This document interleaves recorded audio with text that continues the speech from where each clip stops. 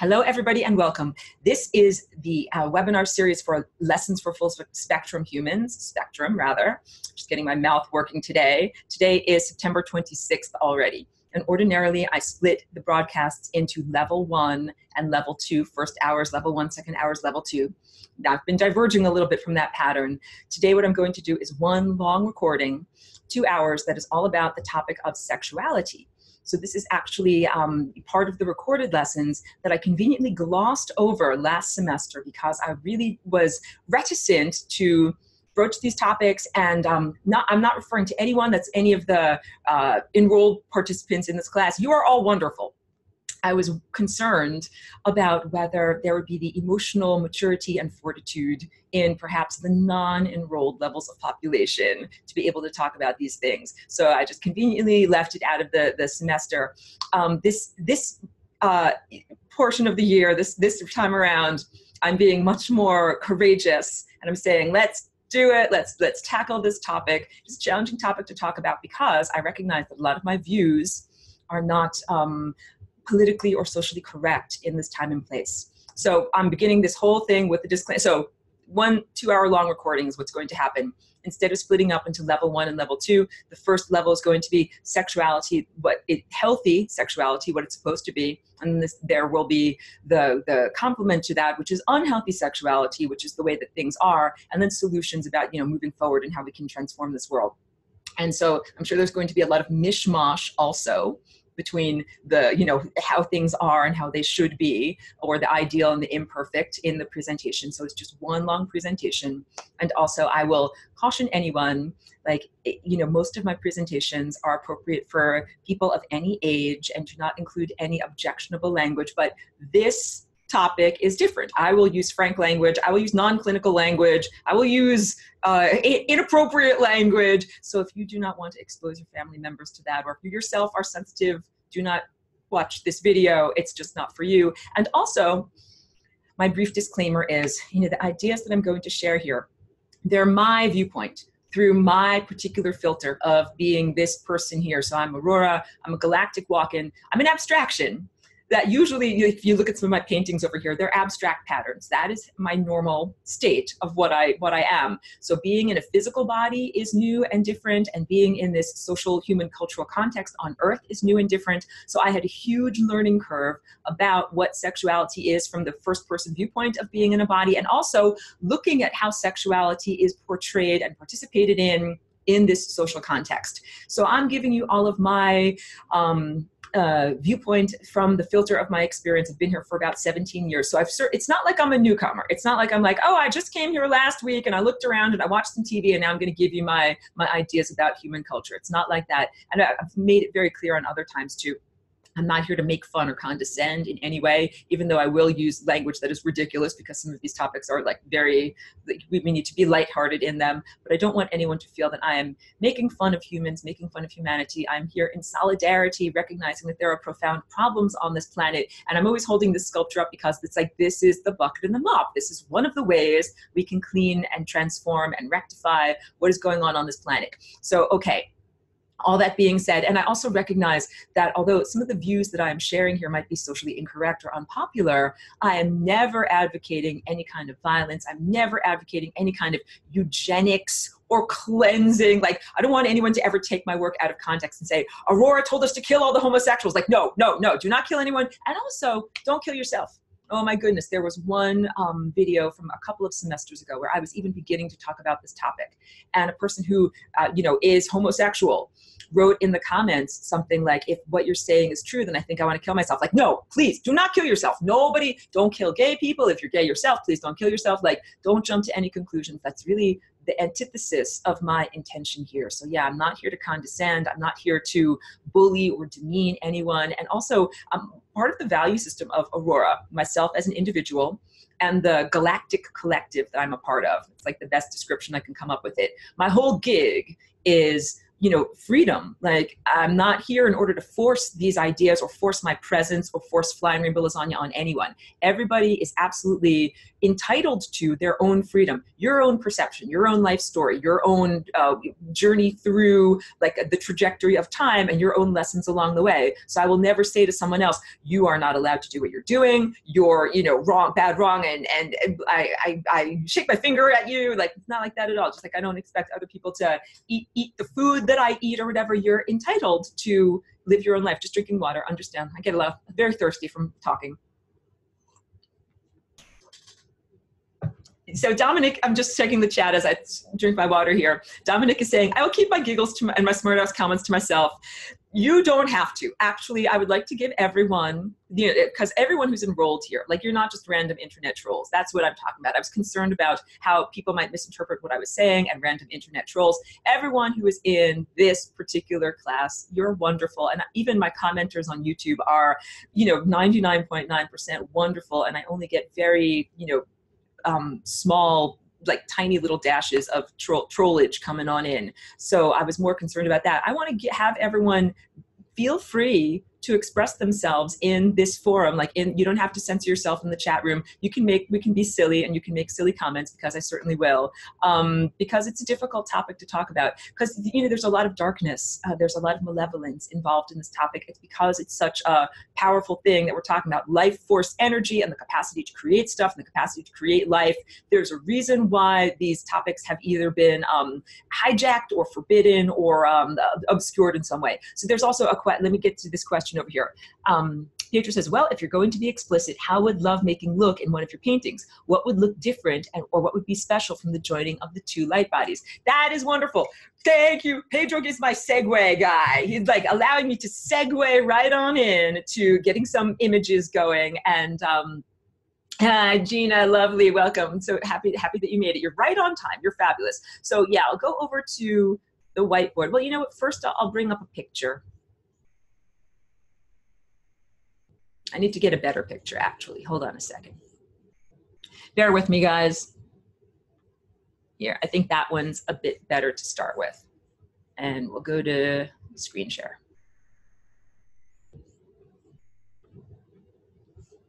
Oops, I don't know why this thing is up. Hold on a minute. And let me change my window over here. And let me move the chat so that I can see what's going on. Thank you. I need to drink a little bit more water. Apologies again. Okay, so Pedro's question is about basically ideal sexuality, or the ideal expression of human sexuality according to the formation of the chakras. So this is this little, let me just get an annotation.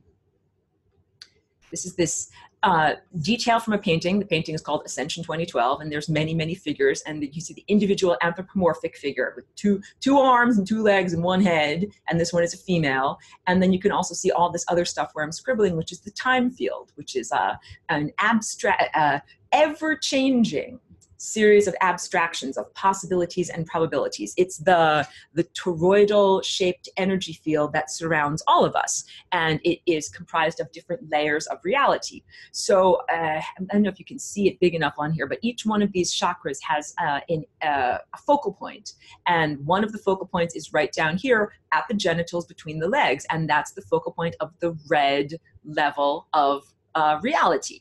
And so there's red over here. Wait, let me draw this more better. Red over here, orange over here, yellow over here, green, light blue, kind of a turquoise color, dark blue, kind of an indigo color, and then violet, which is kind of like the top of the head. So each one of those is a focal point of a much larger energetic apparatus. So and they all align up and down the spine. So the red chakra or energy center has its focal point at the genitals. And this is, let's talk about what that area of the body is all about anatomically in the physical body. It's where you find the anus and the urethra and the vagina. And these are, it's not only about sexuality, it is also about your connection to the planet. Like that's like it's called the root chakra. It is where you literally plug into the energy system of this planet, having a body. So This is also primary chakra, or the first chakra. These are different words we can use to talk about it. So in order to go to school in this time and place, you have to be potty trained. You have to learn how to control your primary chakra down here. You have to learn not to go around dribbling urine everywhere. You have to learn not to go around pooping indiscriminately everywhere. So learning control of those apertures on your body is like one of the first lessons of being here as a human, and it is considered a basic prerequisite to be able to enter into human society. And there's not that much that is taught explicitly in this time and place intentionally about sexuality and the necessity of being able to control those apertures in terms of sexuality and interacting with the rest of humanity. Because I've also spoken about how, I don't know if you can see on this little drawing, but there's a tendril that grows forward from one's forehead, and that is your attention, literally from Greek attenuos, to reach out, and whatever you reach out with and touch on in terms of your attention is what you're focusing on, it's what you're attending to, and you're like eating it. You're like touching it, you're eating it, you're relating to it. So it could be anything. Like, let's draw a very rudimentary, here's a flower. I'm focusing my attention on a flower.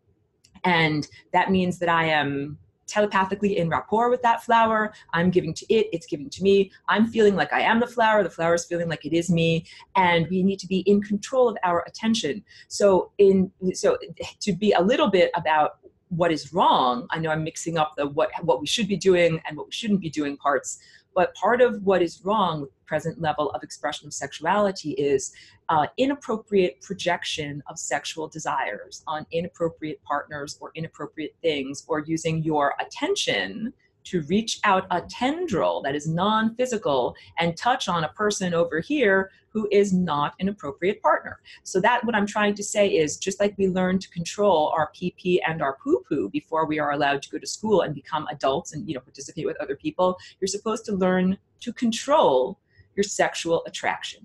So I also need to speak a little bit about the genetic modification that has happened in the human body and why this is this way. So humans right now are like genetically modified organisms. We are not the original non-domesticated wild format, like the way that domesticated dogs are not the same as wolves, but they do share certain features. And this morning, my dog tried to catch a squirrel at the park. Like, she's clearly a miniature 8-pound wolf. So we contain some of those same vestigial features of being, a totally telepathic, awakened individual with a perfect light body, and we've been degraded, and we live in these genetically modified containers. So wait, drink.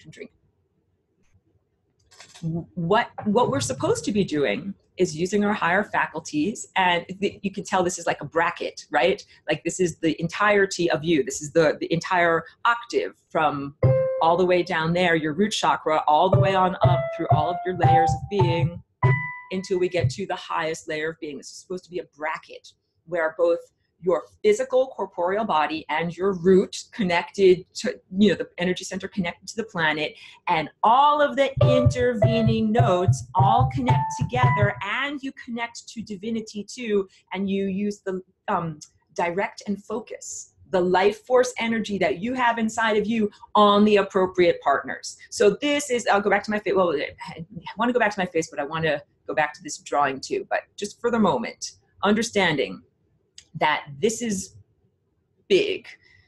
You having access to life force energy is not just you in a contextless vacuum, including your sexuality and the expression of your sexuality. So on the one hand, many people will say, Aurora, live and let live. It's my genitals and I get to do what I want to do with consensual partners. And to a certain extent, that is truthful. You are allowed to do that. But that's just like saying, I am my own musician and I get to mash the keyboard if I want to. It's like, yes, you can, but the music that you're making is affecting everyone else. But another example that I'm using is the idea of being a part of the economy. Like, if you've got a certain number of dollars in your pocket, they're in your pocket, it's yours to spend as you wish. But you recognize your dollars came from someplace and they are part of a larger economic or fiscal context, right? So your DNA and your life force energy came from someplace. It came from previous ancestral generations, and also it came from the planet. P.S. I'm a galactic walk-in. So this is a new body for me to try to integrate into. So I had to learn about my individual connection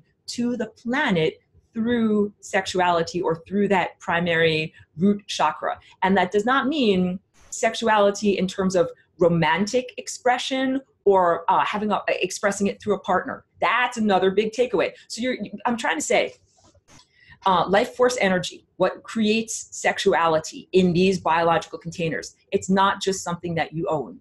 It is something that is flowing through you, that is part of a much larger system. That is big because you have to then take responsibility for the way that you are controlling, using, and directing the thing that flows through you and where it goes in the rest of the world. So in, let's say, an ideal utopian world, in ancient Atlantis, in other times and places, what was the way that things were structured was just like we now learn, not to have to, we get potty trained, you don't have to poop in a diaper anymore, you can control your butt. People are supposed to control their sexuality, and that means controlling and directing that life force energy appropriately. However, humanity has been genetically modified, and those modifications have profoundly affected the experience of being a sexual being, the use of life force energy, the procreative experience, and who makes babies and which babies get born.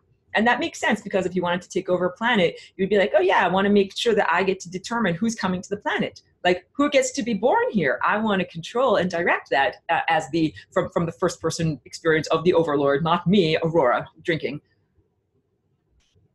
So your sexuality as an individual is your own. You're allowed to do what you want to do, and you're connected to something much larger. And in that sense, it's not cool to just do whatever you want. So humans in this time and place do recognize that on certain levels, like you expect consensual sexual interaction. However, what about on the level of thought structure? What about if someone thinks about you in a sexual way? In this time and place, that's like, oh, that's normal. That's just normal men. Especially men are given a free pass on this. And so I'm telepathic and I can tell what people are thinking. And I've been absolutely horrified, especially by some of the people that I lived with, like landlords and things like that. The thoughts in their mind that were completely inappropriate to me and other females. Shocking and horrible. And that's not the way it's supposed to be. So like, I'm coming from the world where everybody's a good musician. Everybody's playing beautiful music, and no one would ever think inappropriate thoughts about you or a sock puppet or something that is not an effective procreative partner. So this is the whole point. Why do we have life force energy flowing through us and flowing through our chakras in such a way as to give us sexual pleasure and the satisfaction of orgasm? And the answer is, it exists in order to send a genetic song, like a reverberation through time. I just need to drink a little bit more. That's the song that's supposed to move through time. And your own individual pleasure and your own individual fulfillment is part of you participating in that song effectively, choosing the right partners, focusing your energy on the right partners, doing it in the right way, at the right time, at the right place, so that it has the end result as a baby. You conceive life, and you don't just conceive any baby, you conceive the right baby. Let me drink a little bit more. So again, to be really clear, please never use my work or take my words out of context in order to say, Aurora said that you conceived the wrong baby, kill your babies. Kill your babies. I'm not saying that at all. No. What's supposed to happen is that we're supposed to come up with the right partner.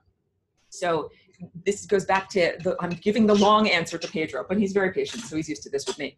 The long answer is that before you even get to the point of chakra interaction or interpersonal physical interaction with a procreative partner, you're supposed to be telepathically connected to them.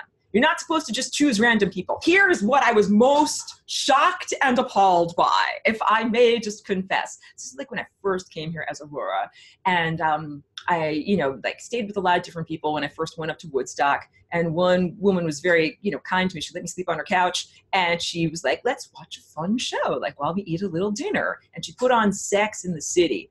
And like, I was very new to Earth culture. I was very new to what was going on here. And I watched that show and I was thinking like, this has to be some kind of a parody. This has to be satire. This can't be serious, because I literally could not comprehend that people expressed those levels of sexual values, where basically you don't know who your partner is. You don't know who your partner is supposed to be. You go around randomly, blindly feeling your way. And you don't feel with your fingertips, you feel with your genitals, blindly feeling your way through the time field, using your genitals in order to determine whether someone is an appropriate partner. That's not what is supposed to be going on. So what's supposed to be going on is everybody has awakened faculties. So as I've spoken about in previous lessons, that's like saying you can see through time. You can see the future, drinking more.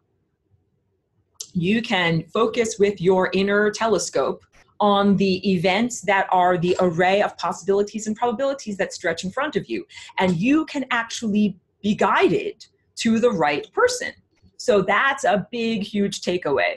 There's no question of like, who is Mr. Right for me? Who is Mrs. Right? Where will I find Prince Charming? Like, you knew. That's the whole point. You knew who you were supposed to be partnered with. And before you even met them physically, you interacted with them telepathically and began to be, let's say, drawn together like the way that magnets draw things together through forces of attraction.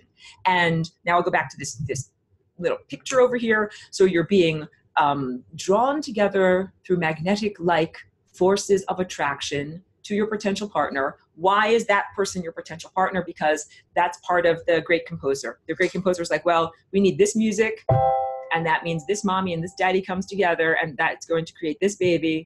So that's why those two partners are aligned to do to procreate, to do this. And you are part of a band. You're not just playing your own private music. You're not just soloing. You're part of a band. So once again, your guitar came from your mommy and your daddy. It came from your ancestors. And you are then taking your characteristics and your life force energy and your personality, and you are taking parts of that and mixing it together like a recipe with someone else and passing it along to the next musician, to the next generation of musicians. And you're supposed to be doing it in the right way. So choosing in this time and place, it's like, I don't know if it's even possible to function in that way, because not only, it's very difficult to, there's so much static on the line in terms of telepathy. There's synthetic telepathy. There's all these different things that make it so that even if you're like trying to reach out and be like, where is Prince Charming? I'm trying to find this guy. It can be really, really hard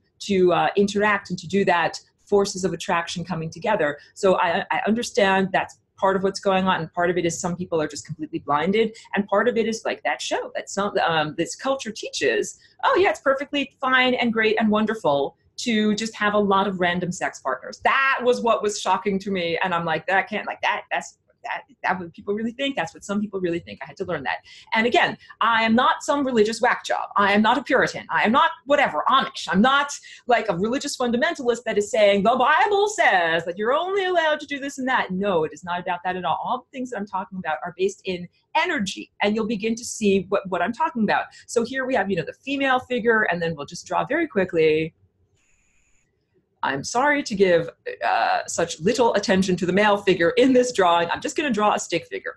But what I'm going to do is show you, you've got each of the 7 energy centers. Here's 1, 2, 3, 4, 5, and then, 6, 7, they both kind of like combine up here in the skull. So, okay, let's say that in this idealized world that Pedro asked about, what are we supposed to be doing? So the first thing is you are telepathically connecting to your future partner.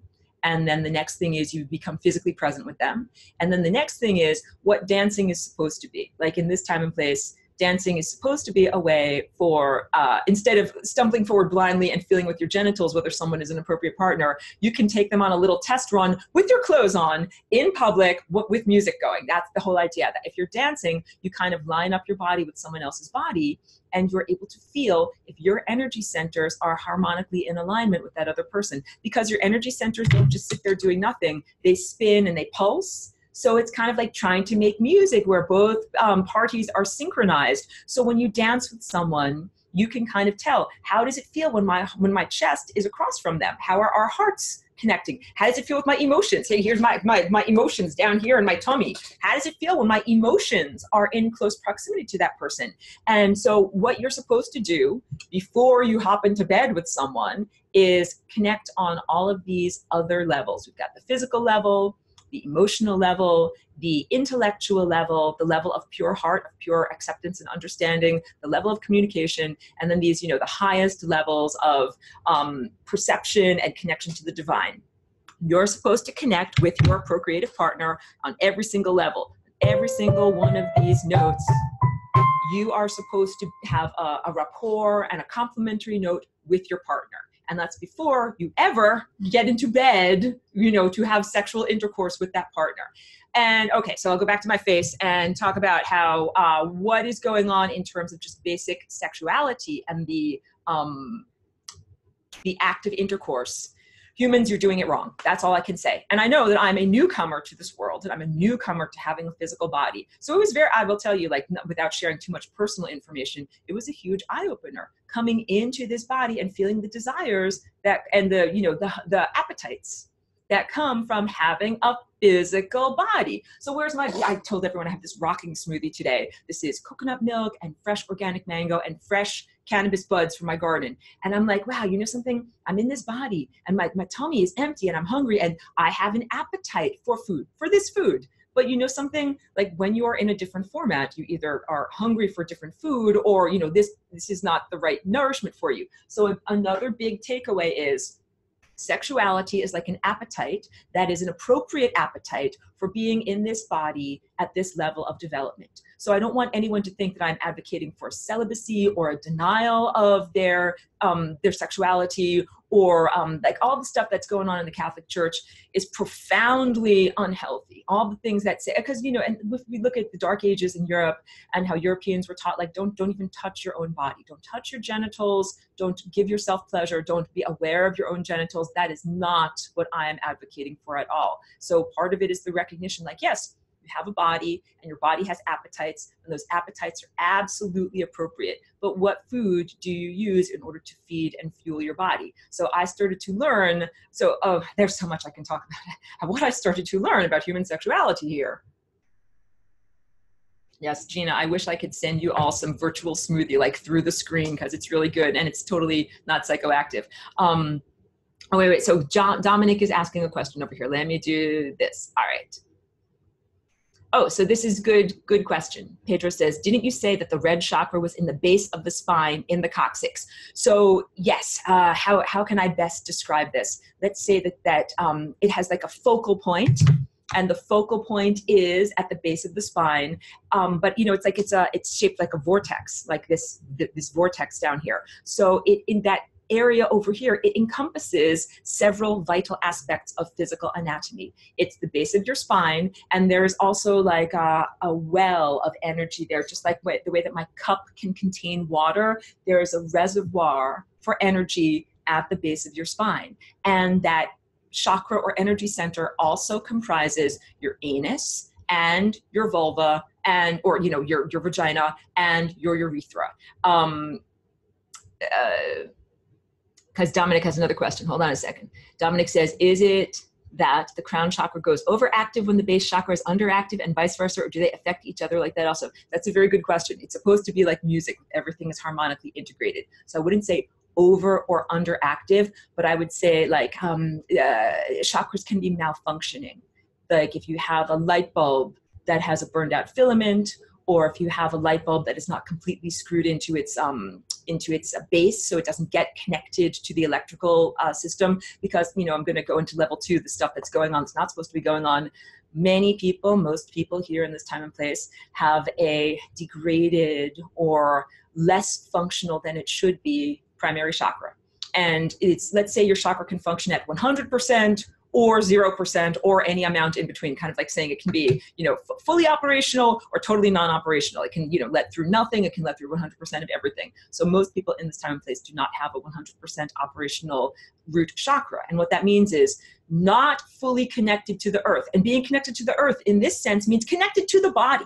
Think about this. Think about how many people are not actually connected to, cognizant of, and aware of their body processes. Everything from your digestion and what's going on in your liver and what's happening with blood glucose and the blood pressure and metabolism for your muscles. Like most people aren't connected to that at all.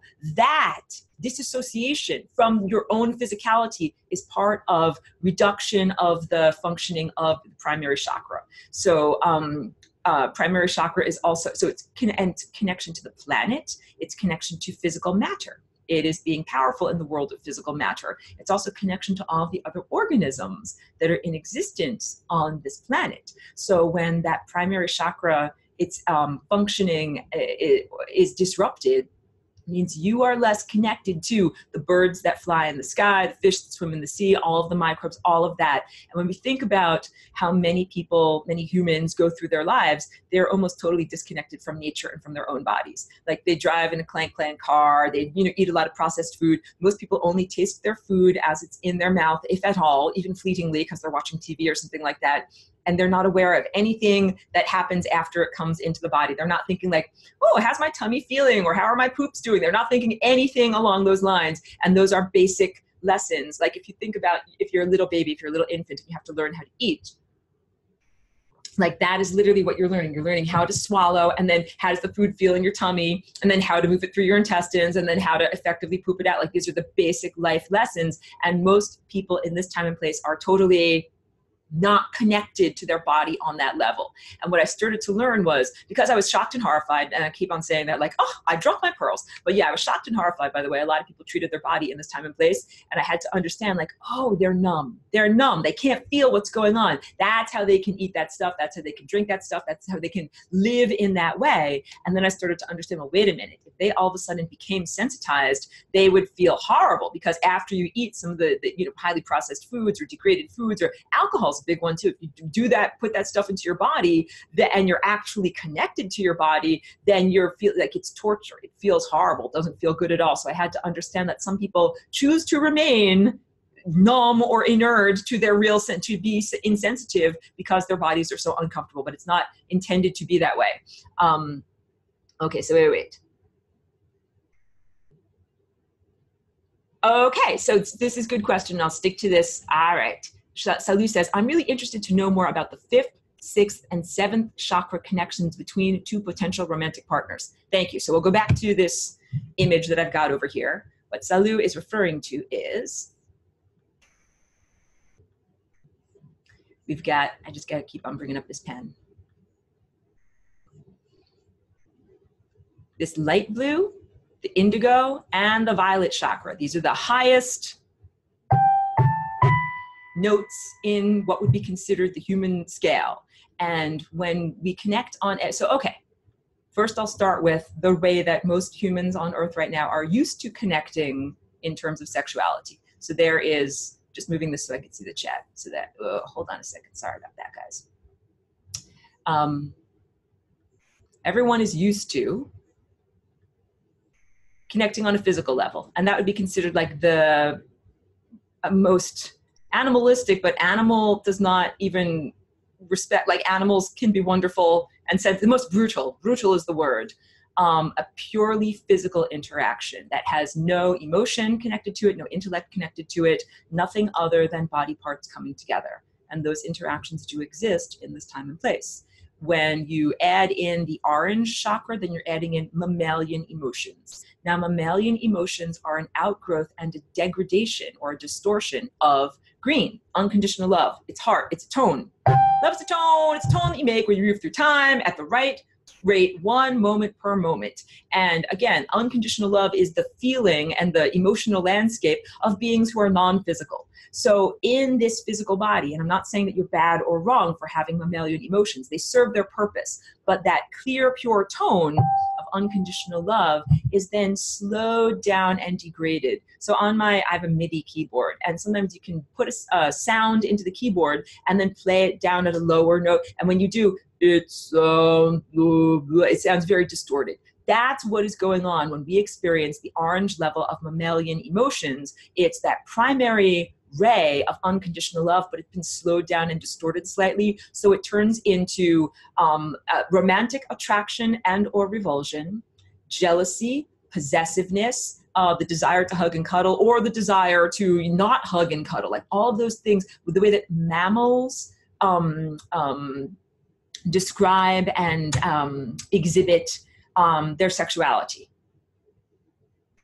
we're mammals, right? And that's very, very different than reptiles. Like reptiles do not care for their young. They're not like, oh, like I had a baby and now I want to hug it and snuggle it and give it milk. Like, no, that's not what reptiles do. And same thing with insects. Reptiles and insects, they are like, I'm going to have 10,000 babies and then just like do your thing. Like if you lose a few along the way, that's okay. It's a different survival strategy. So I'm talking about mammalian emotions. So mammals, the way that the procreative structure works is there's a certain set of characteristics that are determined to be attractive.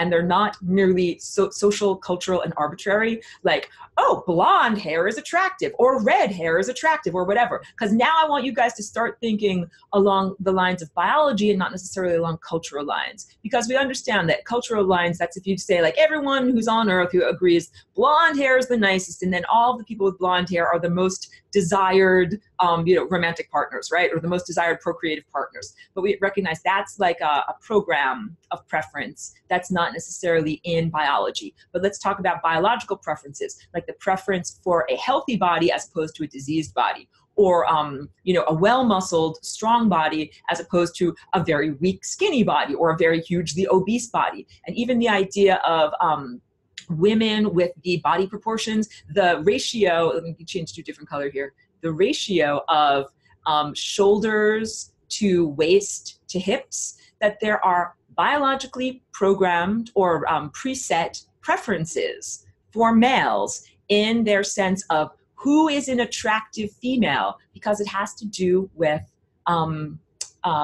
being receptive. It has to do with being able to have a baby. So if your if your shoulders to waist ratio is a certain ratio, it means that your waist is slender. It means you're not pregnant. If your shoulder to waist, here, we'll draw a different, hold on a second. I know I'm just jumping around a lot. Let's say your waist is this big, the size of this big giant white line, and your hips are down here and your shoulders are down here. That's like a pregnant lady, that you are not an appropriate partner for procreation because you are already pregnant. That is the whole big thing. So there are certain biologically preset preferences that actually relate to the appropriateness of a partner, whether you can procreate with them. Because now you have to start thinking about this in terms of not survival strategy, but strategy of passing down characteristics. That if you have biological characteristics alive in this present generation that you want to move forward in time, you have to find a partner to make a baby, to carry those characteristics forward in time. So if you are a female, you're looking for a male that is virile, that has the capacity to have an erection, has the capacity to successfully ejaculate into you at the right time so that you can conceive it. And I know that this might sound like, what is this, Aurora, sex ed for kindergartners? Like, I might be stating things that are very, very explicit, but I have to, because in this time and place, all of these basic biological parameters have been subverted, and not in a healthy way. It's not like, oh, people who have a giant size waist should be able to find procreative partners, and it shouldn't be that only skinny people get to have sex with other skinny people. Like, no, that's not what I'm trying to say. I'm trying to say that we're passing on biological characteristics, and that it's actually your responsibility to choose your procreative partner for the right characteristics that are meant to be passed down into future generations. Now, I don't want anyone to take my words out of context and say, Aurora is a Nazi, she's talking about eugenics. No, I'm not. I'm not talking about eugenics. I'm not saying only blonde people, only red-haired people, only this colored people. No, it's not like that at all. It's like saying that there are certain preferences that you have biologically and energetically of wanting to connect and partner with and make babies with certain people, because those characteristics are supposed to be in the time field. And some of them are biological blueprint characteristics, and some of them are emotional personality characteristics. Wait, I'm going to stop share. Finding the correct partner. So in the ideal world, we all are telepathically connected to our ideal partner. And it's not merely about, oh, let's find the man with the biggest muscles or the woman who has the most slender waist. It's not just about that. But in this time and place, like, if you cannot connect telepathically, we're talking about the mammalian emotions of attraction. And that the idea is one is attracted to the partner that will give you the offspring that you desire, and that the time field also desires. So now I have to do a little bit of, and I haven't forgotten your question, Salu. I know I bounce around a lot. The idea of what women in this time and place use as their characteristics for choosing an effective partner. So it's supposed to be based upon your biology and secondarily upon your personality characteristics, some of which are genetic, right? So if you are a violent asshole, then it might be like, that's not attractive to me for a variety of reasons. And also, if you don't want to have children that are also violent assholes, you might not want to breed with that person. So that's a big part of it. Now, I have to talk about this. Who is supposed to determine sex partnership? Who is supposed to be in charge? Is it supposed to be the man or the male partner says, you are a fertile female, I will procreate with you, it's my choice? Or is the fertile female supposed to say, I look at all of the different men that are available, all the different males that are available to me, and I choose you because I like your characteristics? It's the second one. So that's on its head. That's completely inverted from most of what we would call the patriarchy, most of human civilization for the past 5,000 or 6,000 years, which has mostly been run by males. And all of that is a subversion of your true biological and energetic blueprint, which is the female is supposed to decide. So wait, go to the whiteboard and draw this out. And don't worry, Salu, I promise I'm going to circle back. All of this is very nonlinear. This I'm going to draw. Hold on a second. Let me move this over here. This is a human egg, and the traditional way that came out of, male-centered science of like the 20th century and slightly earlier than that. The idea before more recent research was that the egg sits in the womb in a comely position, like, I am the egg, I've come hither, and the sperm are like the heat-seeking missiles that are swimming to try to find the egg. And then when they find the egg, they're all like trying to attack. They're all like trying to get in. This guy's trying to get in. This guy's trying to get in. But the egg is covered with, a protein coating. And so the first sperm doesn't get in. But it's the idea that it's like the egg just stands there looking nice and looking pretty. And all the different sperm are like bullets trying to get through an armored shield. And then the one sperm that successfully gets through the shield, that's the sperm that gets to actually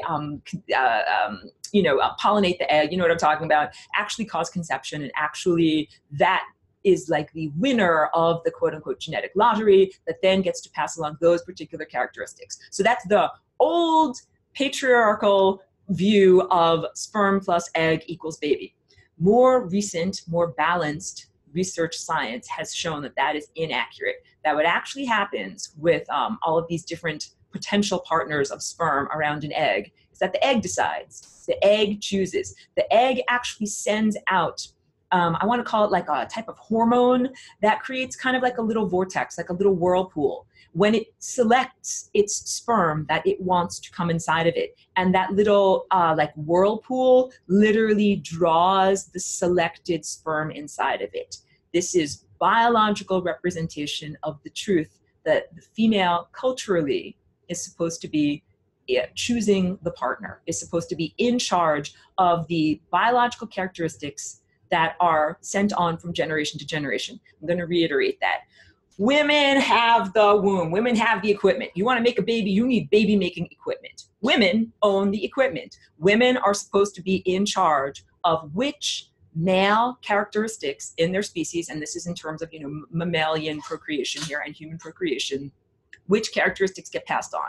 So what that means is it's not just a question of the strongest, most brutal rapist that can possibly fit his penis inside of a vagina and ejaculate, that's the guy that then gets to send his characteristics onward into future generations. No, because that might not be the best music. That might not be the best way of determining characteristics. It's basically barbarity. Might makes right. And, the strong shall survive, and to the victor go the spoils. That's not the way this was set up, either biologically or energetically. The way it is supposed to be set up is that the female, and just like the egg, gets to choose, gets to determine the time, the place, and the partner in order to successfully procreate. And so part of it is, the female body is the body that's actually going to be carrying the baby, and also the female body is the body that's going to give its nutrients and life force energy to the baby. It is like, you got the baby making equipment, you get to make all of the choices.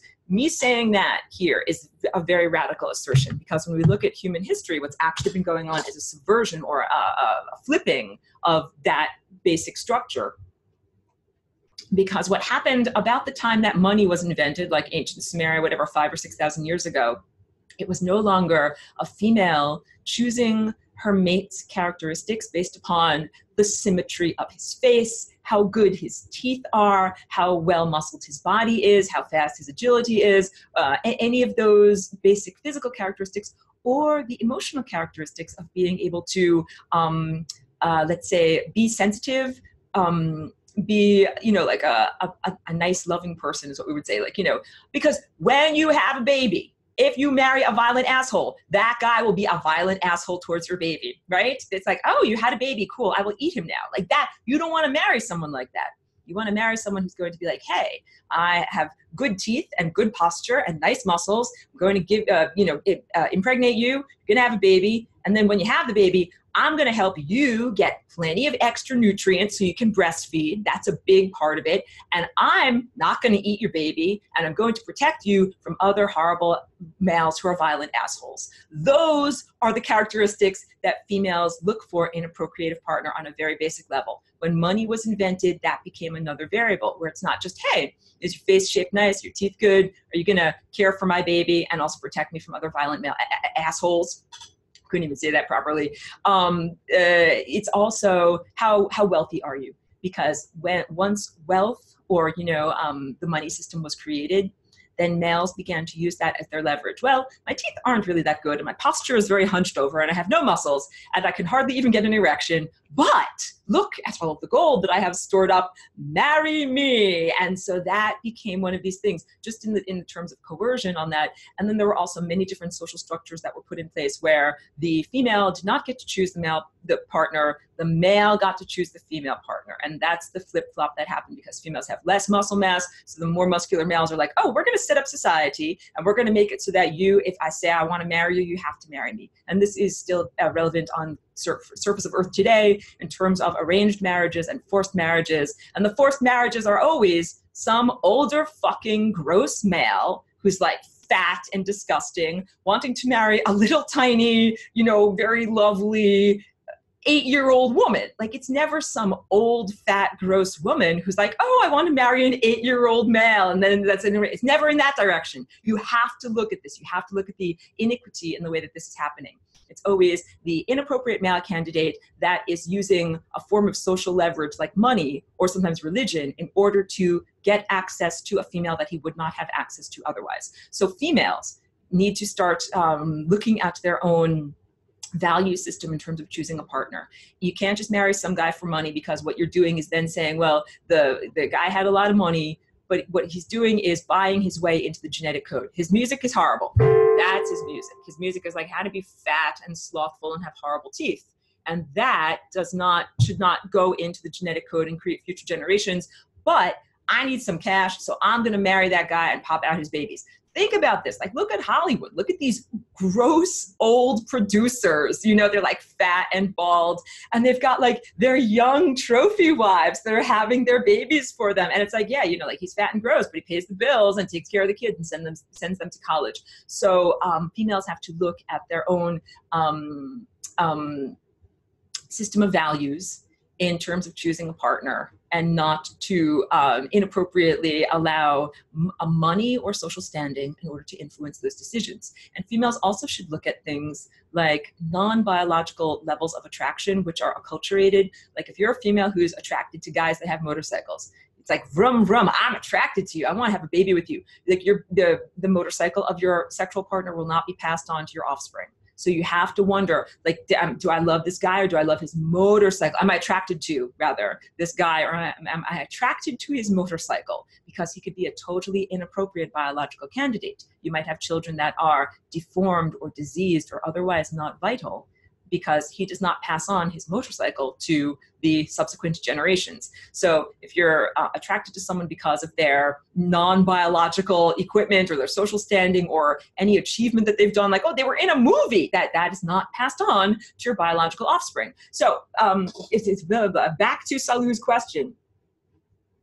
What is sex like? So we've got that, I'm telling you, like, the way that things have been going on right now. Connecting on the physical level. Yes, that it happens all the time. It's sometimes non-consensual. It's called rape. Connecting on the physical and the emotional level. That's red and orange. And that would be like, you know, what we would call animals. The animals don't necessarily get to know each other. They just are like, you smell good, let's hump now. Like, let's do it. And then what humans have been used to up until this point is red plus orange plus yellow. That's this one over here. And that's a little bit of intellect on top of it. Because, you know, when humans marry, and then even if they're no longer biological procreative, or if they're not healthy anymore, if they're not still having sex with each other, they still have the intellect, the intellectual level of, sharing thoughts, sharing ideas, or even having, you know, shared experiences. Like, let's say you worked on a business together, or, you know, you grew a farm together, or something like that. Like, that's intellect that is superseding mere physical contact and mere emotional, connection. So that's how humanity for thousands of years has been used to exploring and defining sexuality. Your physical body connects and your emotional body connects. And maybe if you're lucky, your intellect also connects with your husband, because even in this patriarchal society, patriarchal meaning ruled by men, the society that men created where they're ruled by men, you don't have to you don't have to mesh on an intellectual level. Like, the idea of being able to have a conversation with your wife is a relatively new invention. That's not something that guys used to do with their wife. Your wife was for fucking. Your wife was for procreating with. Your wife was not so that you could have a long conversation with her about whatever, philosophy or something like that. No, but this is, again, the way that things are not supposed to be, but it's the way that women have been looked at. Women have been looked at as receptacles for male sexuality, because, big takeaway, humans have been genetically engineered and male sexuality has been artificially amplified, because you're not supposed to want to just fuck anything, and you're not supposed to just want to fuck all the time. That is not natural. So now we're looking at how humans behave differently than other mammals.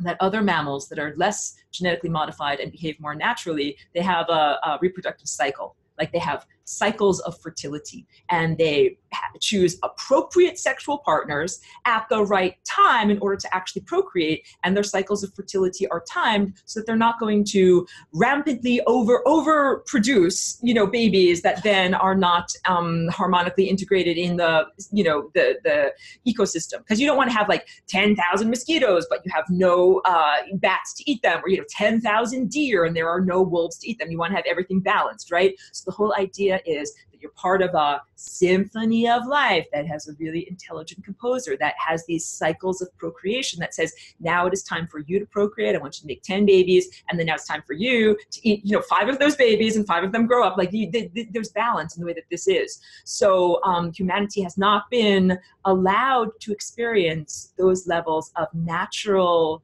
undeterred balance. So what has happened, and I'm getting into the stuff that's wrong and, the way that it's not supposed to be. So male sex drive has been artificially ramped up so that males want to basically have sex all the time, way beyond what is needed or necessary or appropriate for mere procreation. And female humans have also been genetically modified to have a monthly reproductive cycle, 12 fertility cycles every year, or so I guess it could be 13 with the moon, and there are 13 moons in a year. 13 fertility cycles. That is many, many more than most mammals that have an estrus, like a mating season, and then they get pregnant in that mating season. So there's something that has been artificially changed about human opportunity for reproduction, and then the sex drive itself. So now we need to make a distinction between sex for procreation and sex for personal pleasure and fulfillment, because these are two totally different things.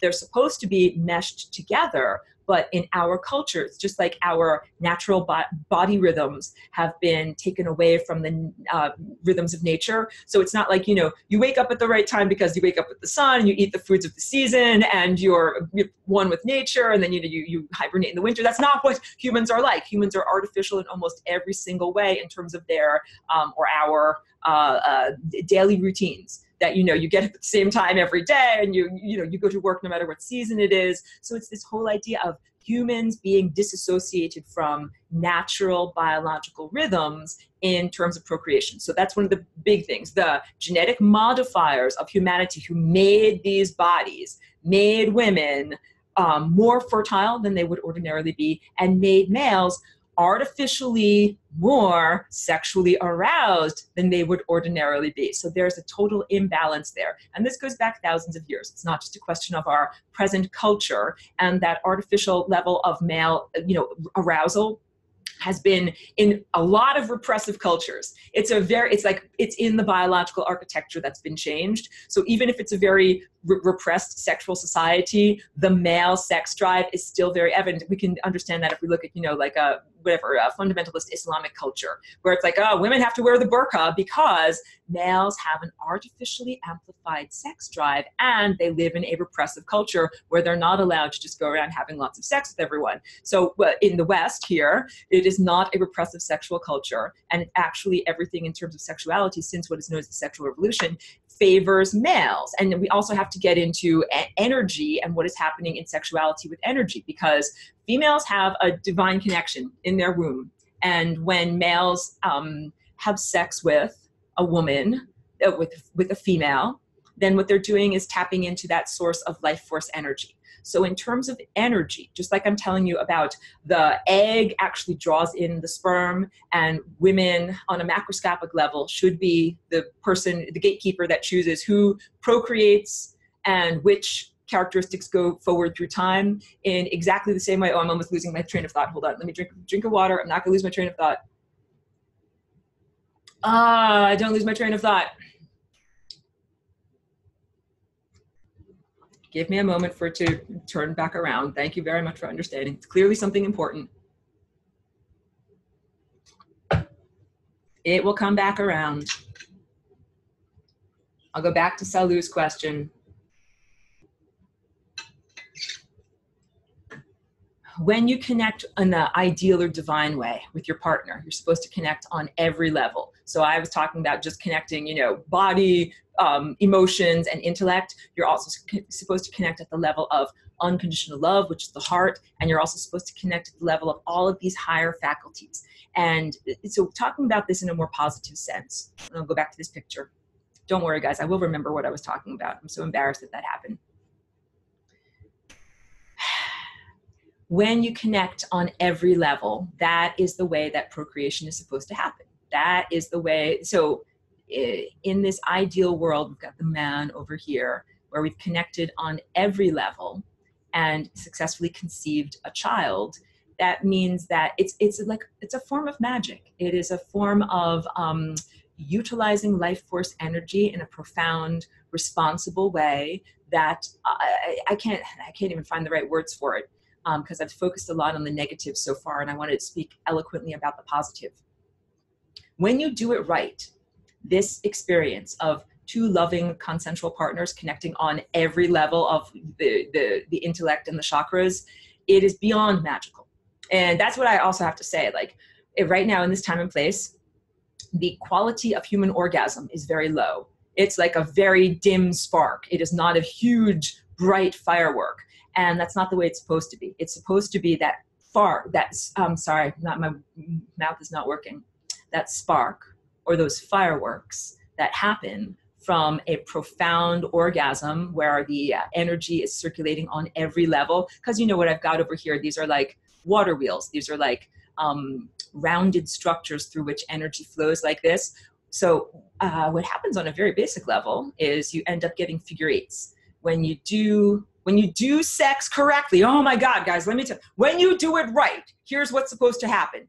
The female partner is, of course, getting energy from the divine, and the male partner is also getting energy from the divine. And so you have your own individual musical instrument with energy flowing through it like that. But then what you also do is you create figure eights where you've got a loop that goes through you, and then that same loop goes through your partner. And then it goes through this chakra down here, and then that loop goes through your partner, and through this chakra here, and then through the partner here, and through this down here, and through this down here. So you can understand what we do first in an ideal world is first you master your own body. That's like, oh, first I'm going to be a musician. I'm going to practice on my own. I'm going to learn my own scales. Then I'm ready to collaborate with other musicians. So at the beginning of this presentation, I said in more developed cultures in ancient times, like you learned how to control your primary chakra. You learned how to control your sexual projection. You learned how to control the energy centers of your body in preparation for, it's like playing your music and practicing, getting together with other musicians. And then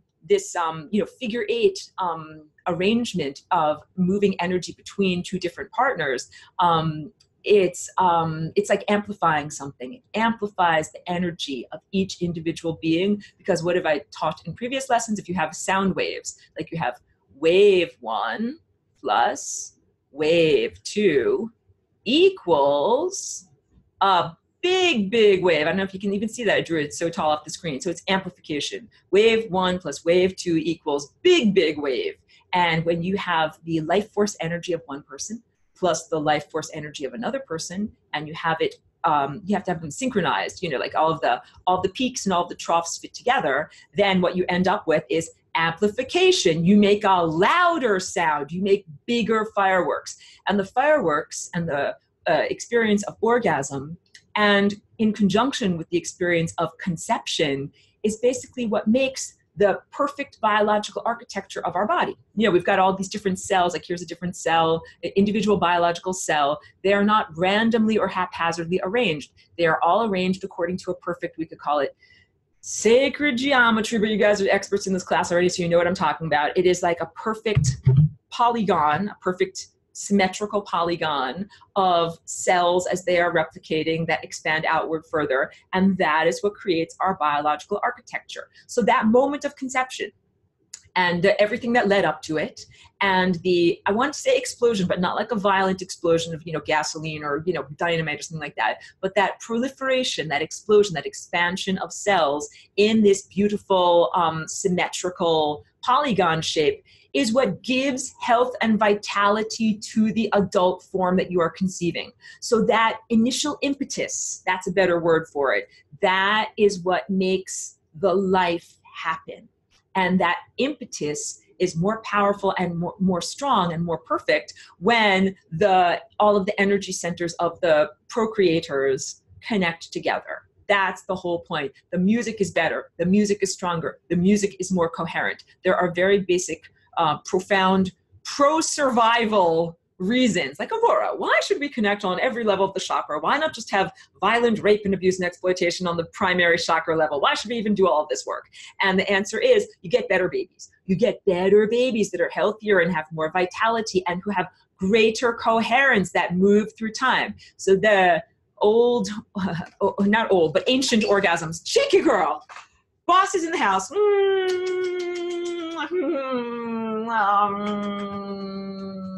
Cheeky, it's wonderful to see you. We had a big day. We had house guests, and then we went to the park this morning, and Cheeky almost caught a squirrel. It was very, very big. So she had a little nap, but now she's ready to work. Thank you for coming to work, boss. Good girl.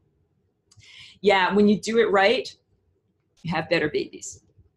And I'm not going to cast aspersions on anyone who might be the result of in vitro fertilization in this time and place. IVF, a lot of people are the result of that. So again, don't take my words out of context. Don't think we need to get a machete and we need to chop off the head of all the IVF babies. No, that's not what I'm saying. But I am saying that some of those babies have some health problems that are related to lack of vitality, like the formation of, I got dog hair on my nose, the formation of teeth and tooth enamel and other, what is it called? Congenital defects, that there's a lack of vitality in the formation of their body, because the way that IVF works, you have a harvested egg that is taken out of the living woman and is in a petri dish, and donated sperm that is ejaculated, but not in conjunction with the ovulation. Do you understand music, guys? You know what I'm talking about. I know I'm jumping around.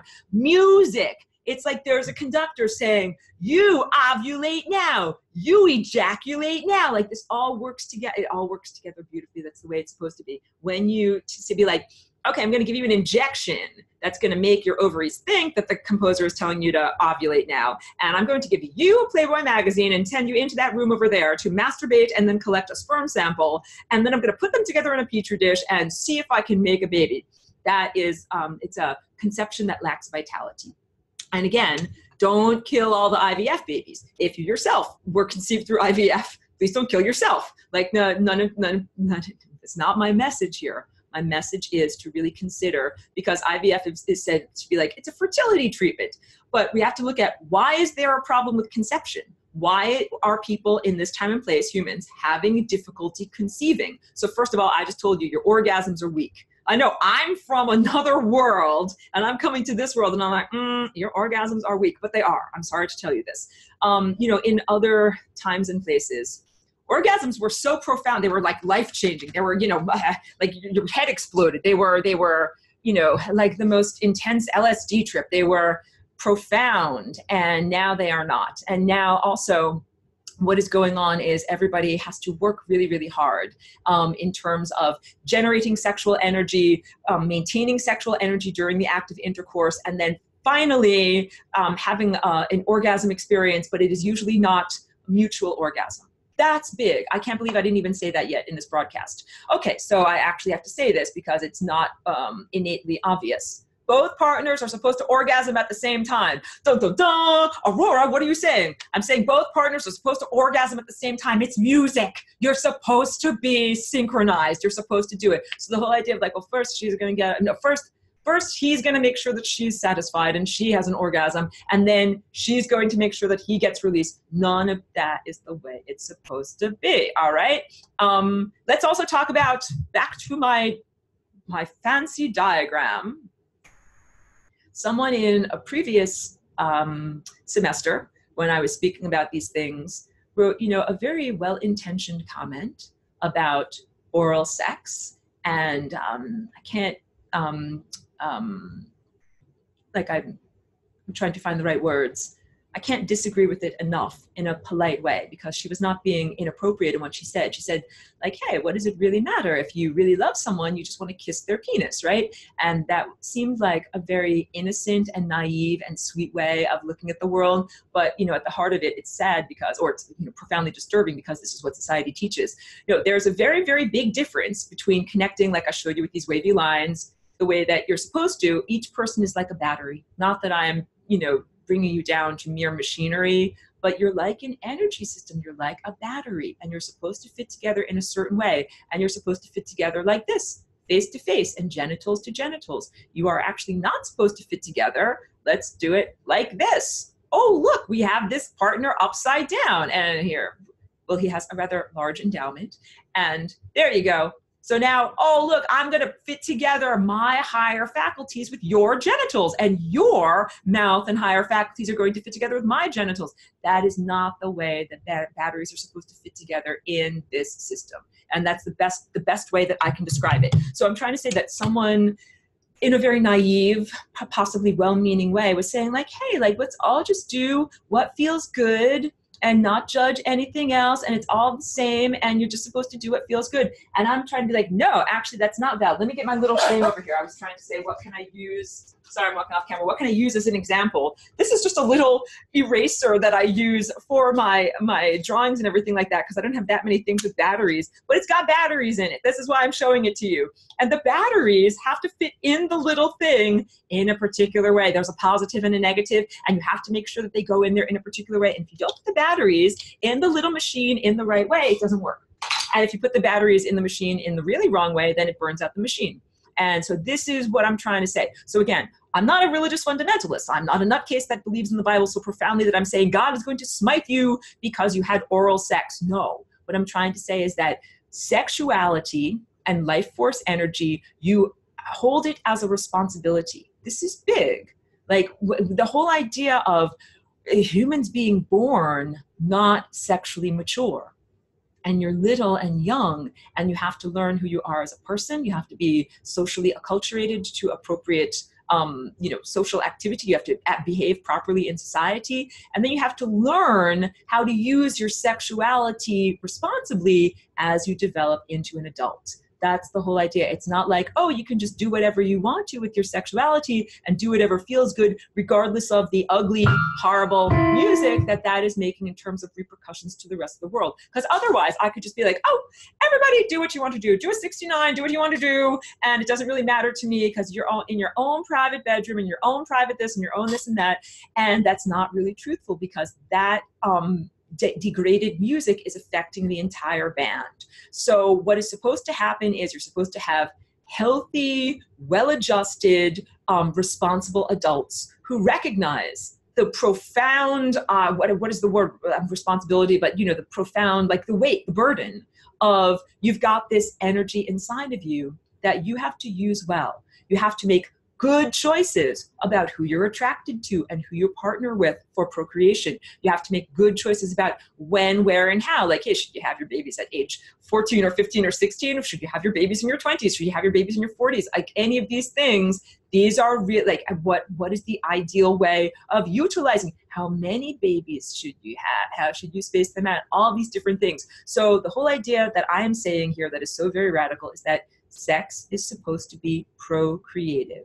It's supposed to the end result of sex is supposed to be you conceive a baby and you have life. Sexuality is literally the end result of life force energy running in your body. Life force energy, I always show it coming in through the top of your head and going through all of your chakras, and then, it swirls around, and then it comes up the back, and then it returns up there.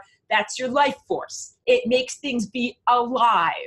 You don't just use your life force to do whatever you want to do, but we're in this world that is really a death cult type of world where people fritter away their life force in all sorts of different ways through self-destruction, through self-destructive use of substances and other things that are totally unhealthy. So I understand that I have to explicitly state this to everyone. But yeah, you're supposed to want to be alive. You're supposed to want to be healthy. You're supposed to want to continue to be alive and not to want to die. And you're supposed to use your life force energy to make more life. Make more life. This is big. So what if, Aurora, what if I'm gay? This is the whole point. Don't kill yourself. That's not what I'm saying.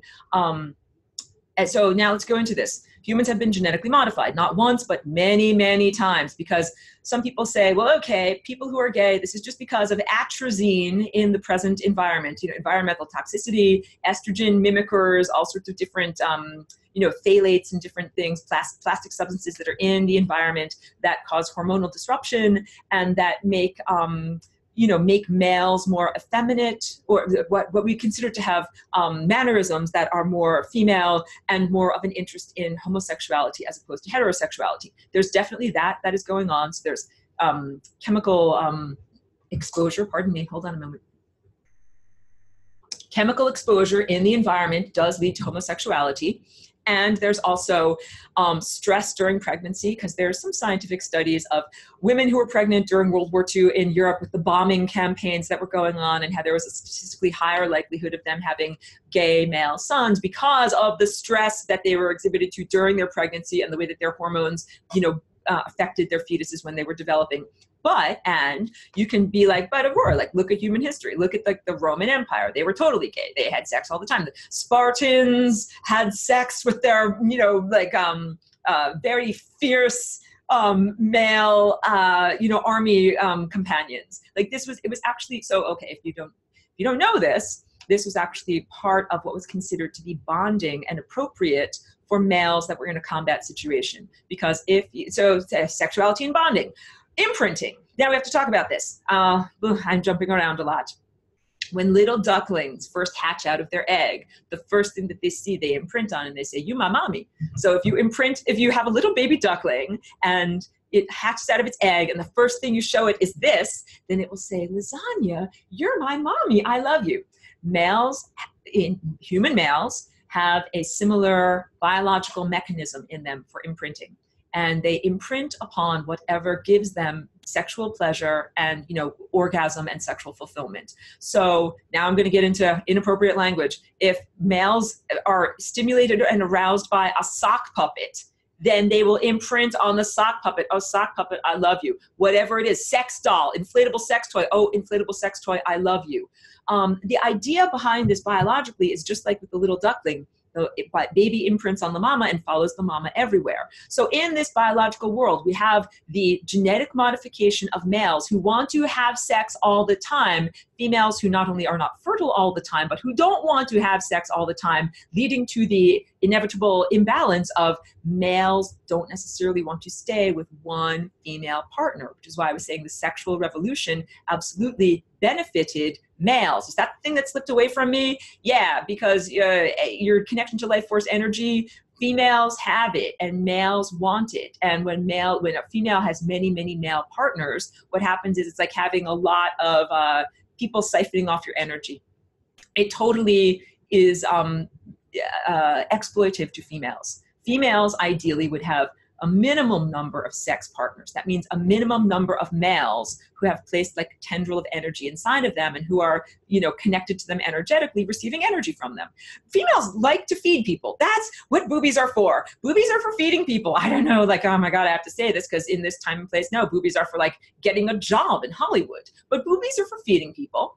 And many females feel that it is a basic biological personality characteristic to want to feed people. And I definitely feel that and have felt that being in this body. So it's not just that, I'm like generous and I'm giving and I like to do that. I like to cook for people. I like to give food to my dog. I like to give food to my guests. I like to cook for people. I like to, care for myself. Like, to me, it is not civilized or right to just be like, I just pick up something prepared at the store and just eat it in the car on the way home. No, like, feeding people is part of, I think, the biological architecture of being a woman. And part of that has to do with the reason for having breasts. So in terms of sexuality and connection to divine life force energy, males often get that from females. And this is in many ways shown culturally, like the idea of a muse, that male artists or poets did not have their own fountain of creative energy, but that they would find a female muse. Welcome to the patriarchy. Instead of being like, females have the source of energy inside of them, so they get to be the poets, artists, writers, designers, or whatever. No.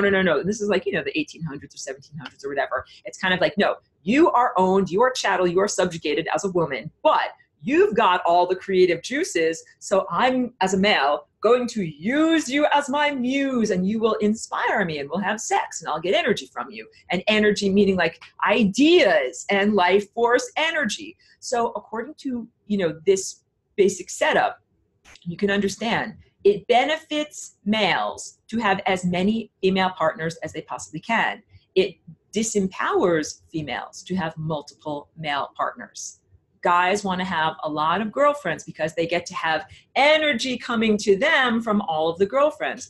But girls who have 52 or 700 boyfriends, they're sending out all of their energy. They get to have very little energy for themselves because they're sending it all out to their boyfriends. So the sexual revolution, although it was portrayed as a sense of empowerment, like, oh, women, you're not owned by your man anymore, and you can do whatever you want to do and have sex as many times with as many people as you want. Like, oh yeah, it seems better than like the 1800s when you were basically chattel in an arranged marriage and you didn't get to choose who you married. But it's totally a disempowerment scenario. It is actually not a good thing. And that's what I was horrified by when I saw that show, Sex and the City. I'm like, wait, these women they actually want to have sex with a different guy every night? Like, no, that is not ideal at all. It is not even ideal in terms of the biology of, female genitalia, that it's not ideal to have all of these different sex partners. So, okay, I know I'm jumping around a lot. Sex is supposed to be procreative, and the sexual act of intercourse is supposed to be preparation for childbirth.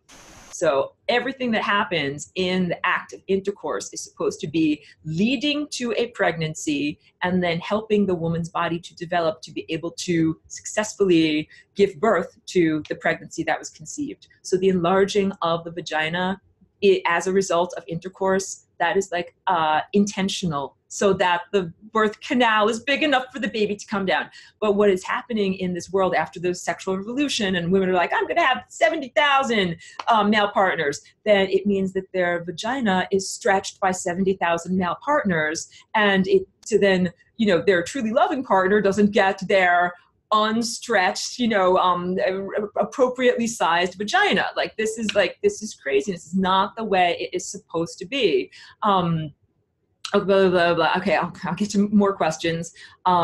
Yes. So females are supposed to be able to choose their sex partners according to the characteristics, and they're supposed to be able to have a minimum number of sex partners and not just be whatever, having sex all the time. So, and we can understand how this is portrayed in this present level of culture, where if males have many, many sex partners, good job, you're a big man, you're a good man. And if females have many, many sex partners, it's kind of like, ooh, like you're kind of slutty. And that's not just unfair or arbitrarily delineated judgments. That's really based in energy. It is really based in energy. So the idea is that males get more vitality from having sex with females. So part of it is the idea of conquest, and part of it is the very real energy of drawing energy off of another person. But when you draw energy off of another person, like, it's supposed to result in another baby, in another person that's a little tiny person that you're then supposed to take care of. Okay, I need to drink and organize my thoughts. Don't worry. Okay. Let me go through some questions and I'll circulate around it. I want to make sure that I remember the thing that I was supposed to remember. And I haven't finished, don't worry. I know this is going to be a long whatever. Okay. Okay. Good point. Elizabeth Roberts, thank you. She says, and then there is the protocol of joining bloodlines via procreation as with royals and elites. Thank you very much. So we understand this on the level of social and cultural, what is seen as normal with royal families. The king of whatever land married the queen of blah, blah land, and then they joined their kingdoms together. So yes, in many ways, arranged marriages, some of it is about consolidating family wealth. Some of it is about business deals. Some of it is about land holdings. So very little of it is about the actual physical characteristics of the offspring, as evidenced by the portraiture of many of the royalty of Europe, where they have like severe underbites, deformed faces, whatever, they have bleeding diseases. Like, clearly they are not breeding using health and vitality as their motivation. They're using other social factors as their motivation. And that's not what's supposed to be going on.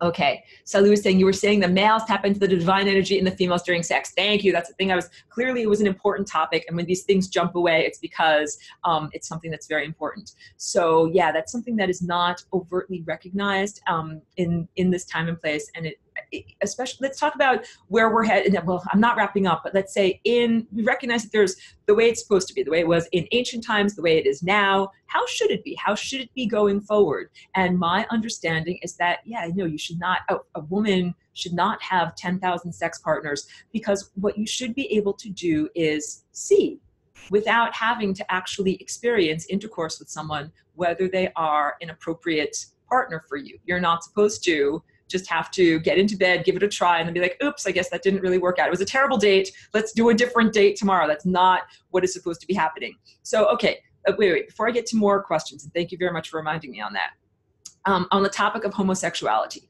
So humans have been genetically modified, males to have increased arousal, and males, part of their modification is less of a connection to the divine.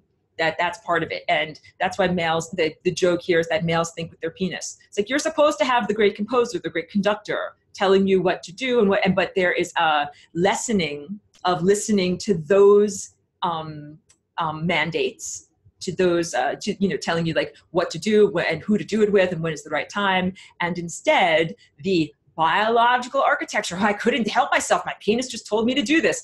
So that is a huge problem, and it is often used as a justification for totally unjustifiable behavior, especially in male-dominated societies like, the world of Islam, where it's like, oh, I couldn't help it, like I had to have sex with that 8-year-old girl because, I saw her ankle, like that. And then they used to do shit like that in the 1800s too. It's like, women showing their ankles, males will be aroused. But there's a real problem here, that males are biologically aroused, their penises get erect at the most inappropriate times and with the most inappropriate partners. And part of that is because of the imprinting mechanism. So if you look at porno a lot or at all, and you're like, oh yes, associating your personal orgasm with particular images, that then when you see those images, you will feel arousal again. Like, oh, I saw that in a porno, and then I see this on a billboard, and then I feel aroused. Or I see that person walking down the street, and then I feel aroused. And there's a justification that, oh, it's biological. Can't help it. It's like, You know, if you have like whatever boogers coming out of your nose, I can't help it. It's the way I'm built. Like, no, it's not the way it's supposed to be, and it's not acceptable. And there are all of these religious tenets that then come from that. So it's hugely inappropriate and hugely out of balance.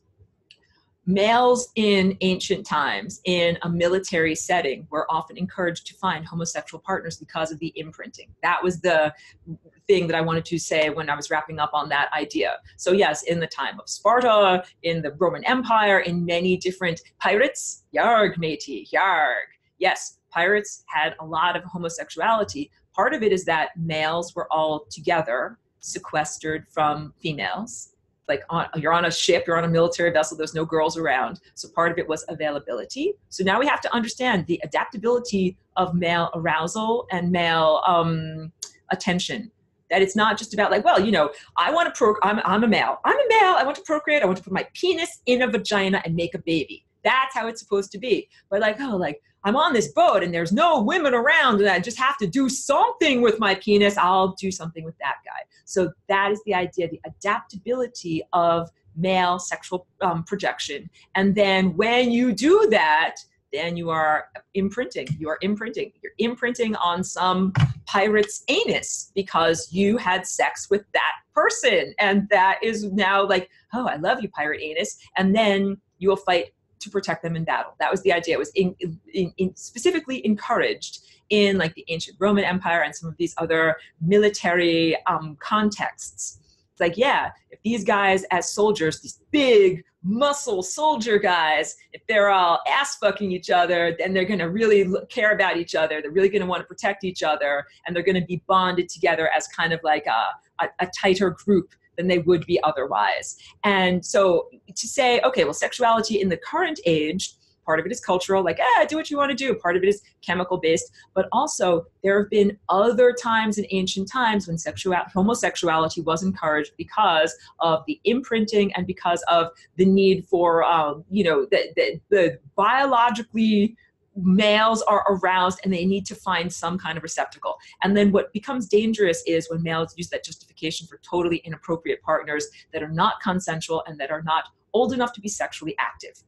So I'm going to get into dark stuff here. Please allow me to do this. When you're a little tiny person, when you're a young person here, when you're a child, you are not yet adult, you are not yet sexually mature. There are literal biological aspects of your body that are not prepared for the sexual act. That is why, so children, you cannot make babies with them, and their bodies are literally not prepared and ready for this. I know this sounds like sex ed for kindergartners, but I have to say this in this time and place because there's this horrible push for pedophilia and like 40-year-old gross guys marrying in arranged marriages, eight-year-old children, and this actually happens in this world.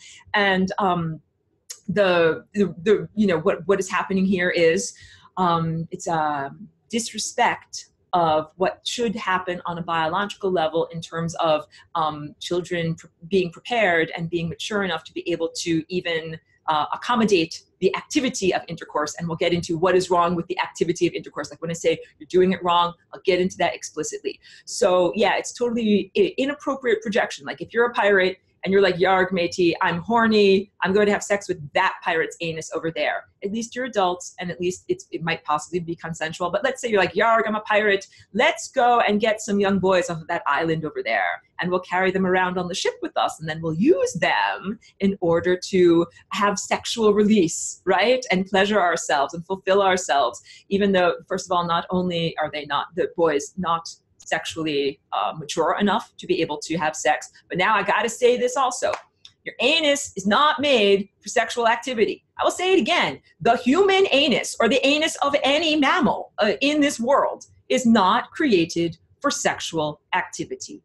There is simply no way to justify this. Just because it is an aperture on your body, just because it has been used for sexual activity in many different cultures and many different times and places, does not mean that this is what's supposed to be going on. It is a literal aberration, a thing that's not supposed to exist. In fact, I'll go even further. You're not supposed to stick anything up your anus. You are supposed to use your anus in order to have poop come out of your intestines. That's what your anus is made for. And this seems like, I can't believe I have to actually say this so explicitly in this time and place, but I do, because in this time and place, people think that the anus is a receptacle, that you're supposed to put things in there. not on any level. So again, I'm not merely here to insult or alienate homosexuals. I'm also here to insult and alienate heterosexuals who think that anal sex is perfectly fun and acceptable, and it's not. In this time and place, sexuality has as like part of its basic definition the idea of exploitation. Sexuality, what I've been describing in the ideal mode, is non-exploitive. It's supposed to be an equal giving and an equal receiving. And that's what the tone of love is. It's an equal giving and an equal receiving. So it's sexuality or intercourse as an expression of actual love. But in this time and place, sexuality has been synonymous with exploitation. The phrase getting screwed. Somebody is getting screwed. That means somebody is being exploited. Somebody is giving more energy away than they are receiving. So exploitation is like, if I spent 10 years making this lasagna and then someone else is like, I will give you 1 penny for that lasagna. That's exploitation because it's worth more than 1 penny. I spent 10 years making this. 1 penny, it's not an equal trade. So in this time and place, the way that sexuality is expressed, both homo and hetero, someone is always getting screwed. I'm not gay and I know very little about the homosexual community. And what I do understand from it in terms of at least the male homosexual community, that it is not that comfortable to have another man's penis put into your anus, and that most people far prefer to be the person fucking than the person getting fucked. Even though I understand once you begin to cultivate the capacity to put things up your anus, then it can become more comfortable. And then people imprint. They're like, oh, that guy with his like large black dildo gave me an orgasm. So now I'm imprinted on the idea of putting a large black dildo up my anus. And again, if anybody wanted to just tune in to this broadcast in order to lift hilarious, inappropriate samples of me saying things, then you could easily find many, many examples of it like that one right there. But I'm not just here to speak explicitly and say ridiculous things. I'm here trying to tell everyone that you're not supposed to do anything with your ass other than use it to poop. And the idea that that is normalized here in either hetero or homosexuality is completely aberrant. So there's things in college campuses where it's like, oh yes, heterosexuals are supposed to learn how to have anal sex too. But that does not mean that heterosexual females are supposed to take a large dildo and place it in the anus of their male partner. What it does mean, according to most college campuses of free sexuality, is that males with naturally occurring penises are supposed to be allowed to anytime or whatever, with consent, place their penises into the anus of the female, whether or not that is pleasurable to the female. That's the whole thing. It feels good to the male. It does not feel good to the female. Or it feels good to the person penetrating the anus, not to the person who actually owns the anus. That is called getting screwed. That's not how it's supposed to be. It is supposed to be mutually pleasurable. And again, I hear some people saying, but wait, Aurora, some people love it and they love getting things jammed up their ass. They might have learned how to love it. They might have imprinted upon the people and the objects that did it, but that is not naturally occurring. That is not the way it's supposed to be. All of this is an aberration. So we go back to, there's many different times when anal sex has been encouraged, like during the French Revolution. So this is big. This is everybody wants to have sex, but nobody wants to have a baby. This is the talk now. In the French Revolution, that time of, complete the degradation of the aristocracy, the profound class distinctions, the inappropriate behaviors that were happening on every level of society. Many people had inappropriate sex partners, but they did not want to have actual children as a result. They did not have effective birth control, and things could get very inconvenient if a male nobleman impregnated a female that he just wanted to use as a sperm receptacle, like a whore or, whatever, a low-class woman in the stratified social system that would not have been an appropriate partner for breeding, right? So they're like, oh, anal sex, because it's pleasurable to the male, non-procreative, and that they cultivated that as a social norm is what I'm trying to say. Anal sex has been normalized in this society because there is an agenda of beings who are not even human, who are, running society, who are like, yes, give humans the idea that that's an appropriate thing for them to do with their excessive sexual energy that they just happen to have because they've all been genetically modified. It's not an appropriate thing to do on any case in any level. So so if you are homosexual or if you're heterosexual, I do not advocate for anal sex. And I think that it is a biological insult, that it actually harms the anus, it harms the tissues, it harms the entire peristalsis, like the way that the intestines work. You know, it's a big long snake, and it has these muscular movements that move food and poop through the body the way it's supposed to. And the act of anal sex harms the peristalsis the way it's supposed to happen. Like, that's just on a basic biological level. Don't even get me started on what's happening on an energetic level. It's an aberration. It's a thing that's not supposed to exist. Where's my little thing? It's putting the batteries in the little apparatus in a way that they're not supposed to go in there. You are not supposed to put batteries in there in that way. So regardless of whether it is seen as sexual freedom or whether it's acculturated as something that is normal, it's still not something that you're supposed to do. So I'm here as an extraterrestrial living in this body, and I'm telling you what people are doing with their penises and their anuses here is not right. This is not what you're supposed to be doing. But everyone is like, Aurora, you're homophobic. There's something wrong with you. You were allowed to do this. Everyone says we're allowed to do this. Or if they recognize what I'm saying, then they're like, oh, Aurora, you must be like a church lady. You must be like, a Puritan, saying that we're not allowed to have sexual freedom. We want to have sexual freedom and do whatever we want with our anuses. No, I'm trying to say that it is harmful to your body to do that. And the best analogy I can come up with is, what if you were like, well, it is perfectly normal and appropriate for males with excessive sexual energy to stick their penises into the eye socket of another person. Like, yeah, you just like, you dig out the eyeball and you just, fuck their skull. That is totally normal. And hey, what if we acculturated that? What if we got people doing that for 500, 600 years, 1,000 years, a couple of millennia? Be like, hey, skull fuckery goes back way, way, way far. This is totally normal. And if I come along and tell you, like, your eyeballs are actually supposed to stay in your head, and no one's supposed to put a penis in your empty eye socket, you'll be like, Aurora, you are insane. And I've, of course, chosen this, completely ridiculous, absurdly distorted example to get you to understand that is what is happening with penis and anus sex. It's not right. There's no way in any way that that's what's supposed to be happening.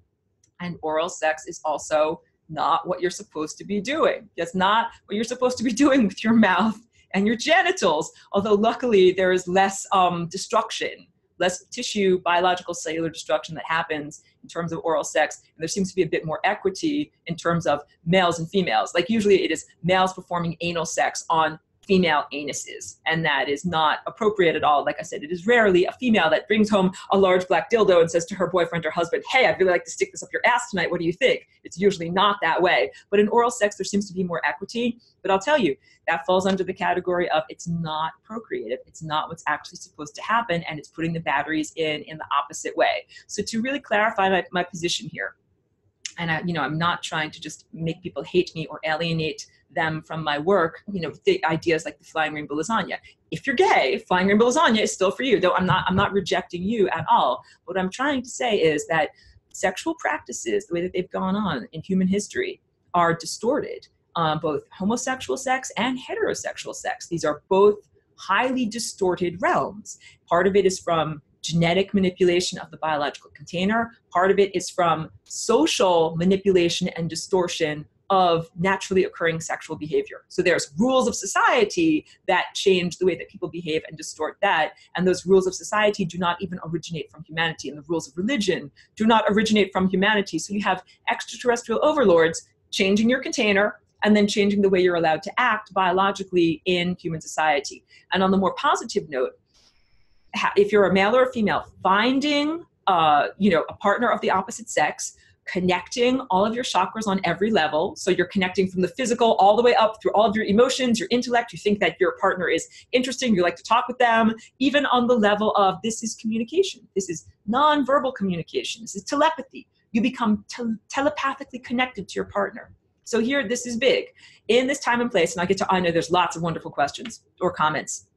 In this time and place, it is considered normal for a partner, especially a male, to fantasize or project their sexual desire on someone other than their partner that they're actually having intercourse with. Marilyn Monroe is the typical, social example that, the man is having sex with a woman, husband is having sex with wife, they're in bed together. Wife probably does not look like Marilyn Monroe. So the husband is in his mind thinking about the image of the pinup girl, the Playboy bunny, the sexy, perfectly arranged female during the act of sexuality. And as I drew in the little whiteboard, that's your attention. You have a tendril of attention with your higher faculties. What are you imagining during the act of sexuality? Whatever you are imagining during that act, you are literally connecting to with your mind and your consciousness and your creative capacity. You're supposed to connect with your partner. Oh, have I said that? Your imagination is your creative capacity. So are your genitals and your womb. So you're supposed to connect on a physical level of your genitals and your womb,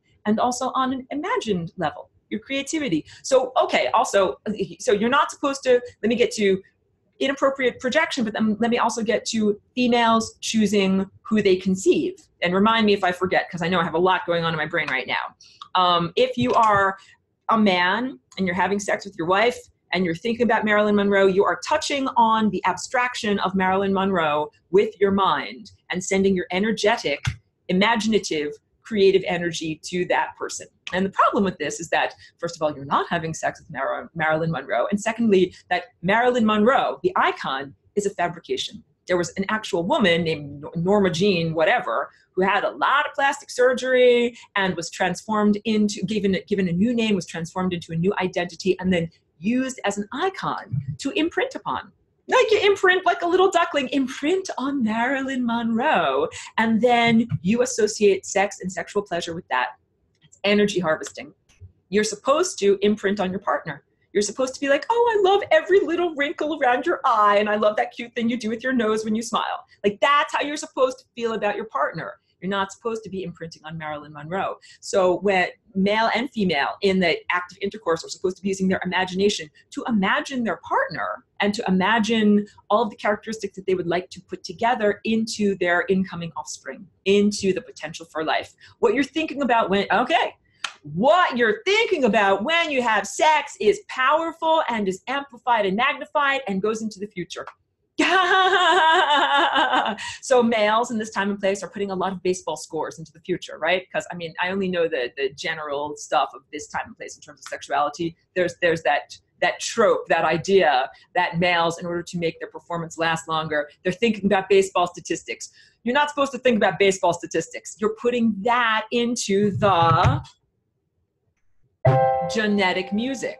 Your mind is connected to your genes. Your mind is connected to the time field. What you're thinking about and using your imagination with is making the future. When you do that, when you're in the middle of the sex act, when you're in the middle of intercourse, that's a profound time of amplified manifestation. You can make a new person because everything is manifesting from that moment. If you're thinking about baseball scores, you're going to manifest a lot of baseball scores. And if you're thinking about Marilyn Monroe is not an actual person. Your energy is being harvested. Your energy is being diverted from your partner to a fake icon that was created by, the Hollywood technological infrastructure. It's part of AI. It's part of the subversion of humanity. It's part of transhumanism. We'll get into transhumanism and transgenderism, but I also want to talk about now in the more ideal world, how a woman conceives a baby. You don't just conceive a stranger. And there are still some indigenous tribes that understand and practice this, that when you're a woman and you want to have, first of all, you say, wow, I have a deep desire to have a baby. A pregnancy is not supposed to be an inconvenience. I can't believe that so many women in this time and place see it as an inconvenience. It is seen as a financial burden, a social burden, or some other form of, like I said, inconvenience, something that is not desirable.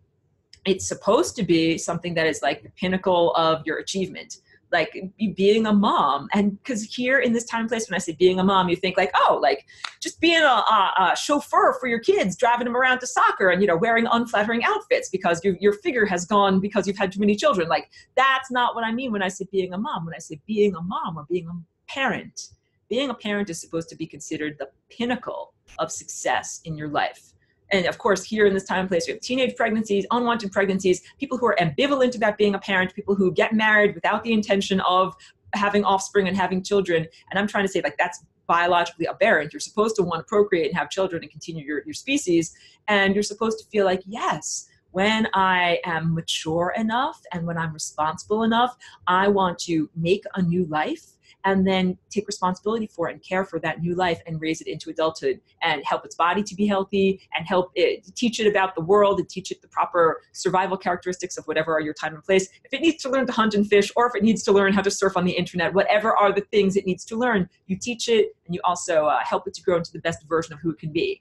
In an ideal world and in some, more connected indigenous cultures, it is still that way. But in this time and place, it is often seen as like, oh, you're going to have a baby, you're going to throw your career away, you'll never amount to anything, as opposed to like, wow, you're going to have a baby, that's a wonderful pinnacle of achievement and responsibility. So the activities of parenthood and motherhood specifically in this time and place are devalued, to the point where it's like, oh, after 6 weeks of maternity leave, pump your milk, because you're not going to be home taking care of your baby anymore. You have to go to work and do the things that are considered more important and valuable by society. The idea of taking off 6 months, a year to like breastfeed and care for your child, ha ha ha ha ha, like how silly, how ridiculous. No, you're supposed to go work like at an advertising agency. Like go work at your desk and type things on a computer. That's more important than breastfeeding and bonding with your child. Like there's not, and the mothers that I know that are part of that corporate world, they work in cubicles, they work in advertising or whatever, and I don't have that many friends on that level, but I have interacted with people on that level. They've always been hugely ambivalent. Some of them, they were like, yeah, my maternity leave is over. It's been like maybe 1 or 2 months, which is what some companies give a woman. And that's basically just long enough to recover from the actual birth process, which can sometimes be difficult to get over. And then they have to go back to work. And most of them are ambivalent, meaning that they're like, no, I actually really want to stay home and take care of my child. I actually want to play with them and teach them how to speak and teach them how to read and make their little mushed up food for them. No, I actually don't want to put my child into daycare and have some stranger, supposedly take care of them, probably ignore them, possibly fondle them, possibly, inappropriately touch them while they're changing their diaper. Like no parent wants to do that. Most mamas are super protective. They're like, this is my baby. This is my baby. I'm going to wear my baby on my back and no one's going to touch my baby. And I take care of my baby myself. That's the normal, appropriate biological programming that we're all supposed to, do. And so females in this time and place are being asked to subvert their basic biological programming, which is my baby and I take care of my baby. And to be like, instead, no, daycare take care of my baby, babysitter take care of my baby, nanny take care of my baby, and I do something else. So in more indigenous and connected societies here and in other times and places, women wanted to be mothers. It was celebrated. It was seen as something that is a pinnacle of achievement, and women specifically called to the disembodied or not yet embodied potential for life. They didn't just have a random person jump into their womb. So their husbands were not fantasizing about Marilyn Monroe or baseball statistics while they had sex with them. They were working with their minds together to say, who do we want to come into this family? And this is big because someone mentioned the idea of breeding for bloodlines. Who gets born into which bloodline? Do horrible, reptilian overlords, do they all get born into the horrible reptilian overlord family? Or do some families get like, we got one good one and then we got one reptile? Like that happens actually. It's not supposed to happen. And I didn't know how.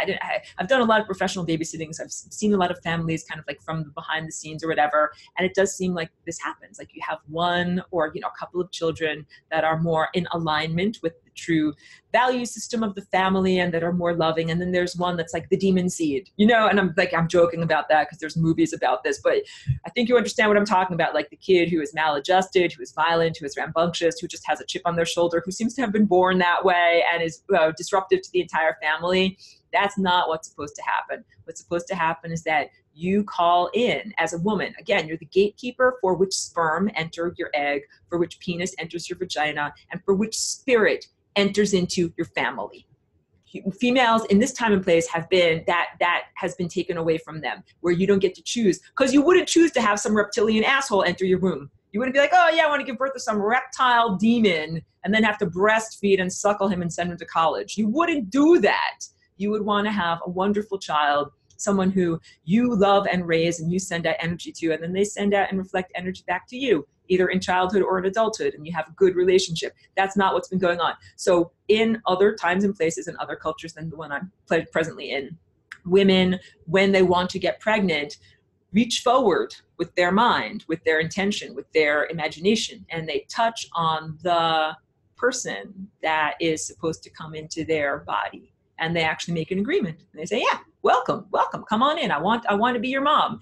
And so in my experience, I had a couple of friends in Woodstock, one of whom was very psychic. She's passed on at this point, but she was kind of in her early 40s. She was telling me that she already had 3 children. She kept feeling this person, this being, that was hovering around her that was kind of like, I want to get born. I'm getting chills as I say this. I think she's listening. It's my friend Runa. She was a very special person. I have some of her artwork in my house. She also loved rainbows. Yeah, she felt the incoming spirit wanting to be born. And because, you know, my friend was in her early 40s, she wasn't sure if she could get pregnant. She tried, you know, I think she had a failed pregnancy, and, you know, the spirit went somewhere else. I think it went to another person, or, you know, went on a different journey. But she's a rare person. Like, she is one of the rare people that had some activity in their higher faculties that could even perceive this. But that's supposed to be our birthright. We're supposed to be able to see the future. We're supposed to be able to connect directly to the spirit world and connect to the potential for human life that then wants to come through us as a woman, as a female conduit. So you're not only choosing your male partner as to, do I want to choose someone tall? Do I want to choose someone short, curly hair, straight hair? What are the characteristics that I want in my children? But also, you get to choose your children. You get to choose who you want to be born through your body. That seems like a no-brainer. It's like, if I have a house. I have a house. I live in a house. I should be able to choose my house guests. I just had some house guests come and visit me. It was very lovely because they're lovely people. I would not choose to have reptilian house guests. I actually get to make that choice. What if you didn't get to make that choice? What if every time you opened your front door, it was a random, let's roll the dice, let's see who comes through the door. Is it going to be someone nice? Someone who will take off their shoes and not track up my place with mud? Or is it going to be a reptilian asshole? Like, we don't know. That's what it's like for a woman conceiving in this time and place blindly. And it's not just blindly, but it's also like all of the energy centers on the body have been degraded or closed down in their functioning, so that they may be functioning like 3%. You could have 100% fully functional, you know, what, like you're humming like a machine, you're doing great. You know what I mean when I say humming like a machine, like all the gears are working perfectly, there's no friction, everything is great. Almost no one lives at that level in this present day society. Almost everybody has degraded or blocked energy centers that wibble wobble, that aren't fully functional, that aren't fully activated. Like if you have a light bulb that could be turned all the way up to full brightness, but it's just like on a little tiny bit. It's dim bulbs. Lots of people have dim bulbs. So yeah, they're not having the full experience of what it is to have a body. And I'll say this just again, I know I keep going over it. The capacity to be in a body, to be healthy and fit, to find a healthy, fit partner, to really love one another. Like, I know only a couple of people that give me literally hope for humanity, because I see so many relationships that are really profoundly unhealthy. But I know a couple of, you know, male-female partnered couples who have families, and they're doing it right. They're doing it right in terms of real unconditional love on that tone of non-exploitive sex. When their sexuality, when they share it, it is not about conquest or control. Sometimes females try to control males, especially in this time and place. Sexual politics, well, that's what we'll call it. But part of the control of females is looking beautiful and getting male attention. And if I look in the right way, and if I talk in the right way, and if I dress in the right way, then all the boys will want me. But I will use my sexual power in order to be like, you have to get me a ring, and, you know, you have to do this for me, and you have to do that. On that none of that is honoring sexuality. And some of it is also, you know, males trying to control females through their sexuality or through their procreation. So I know maybe like 3 or 4 married couples that have families that are doing it right, where their sexuality, not that I'm in their bedroom or whatever, but from their reports on Facebook, or, you know, when I talk with them, understanding that they're truly loving of one another. It's not exploitation. They give as much as they receive.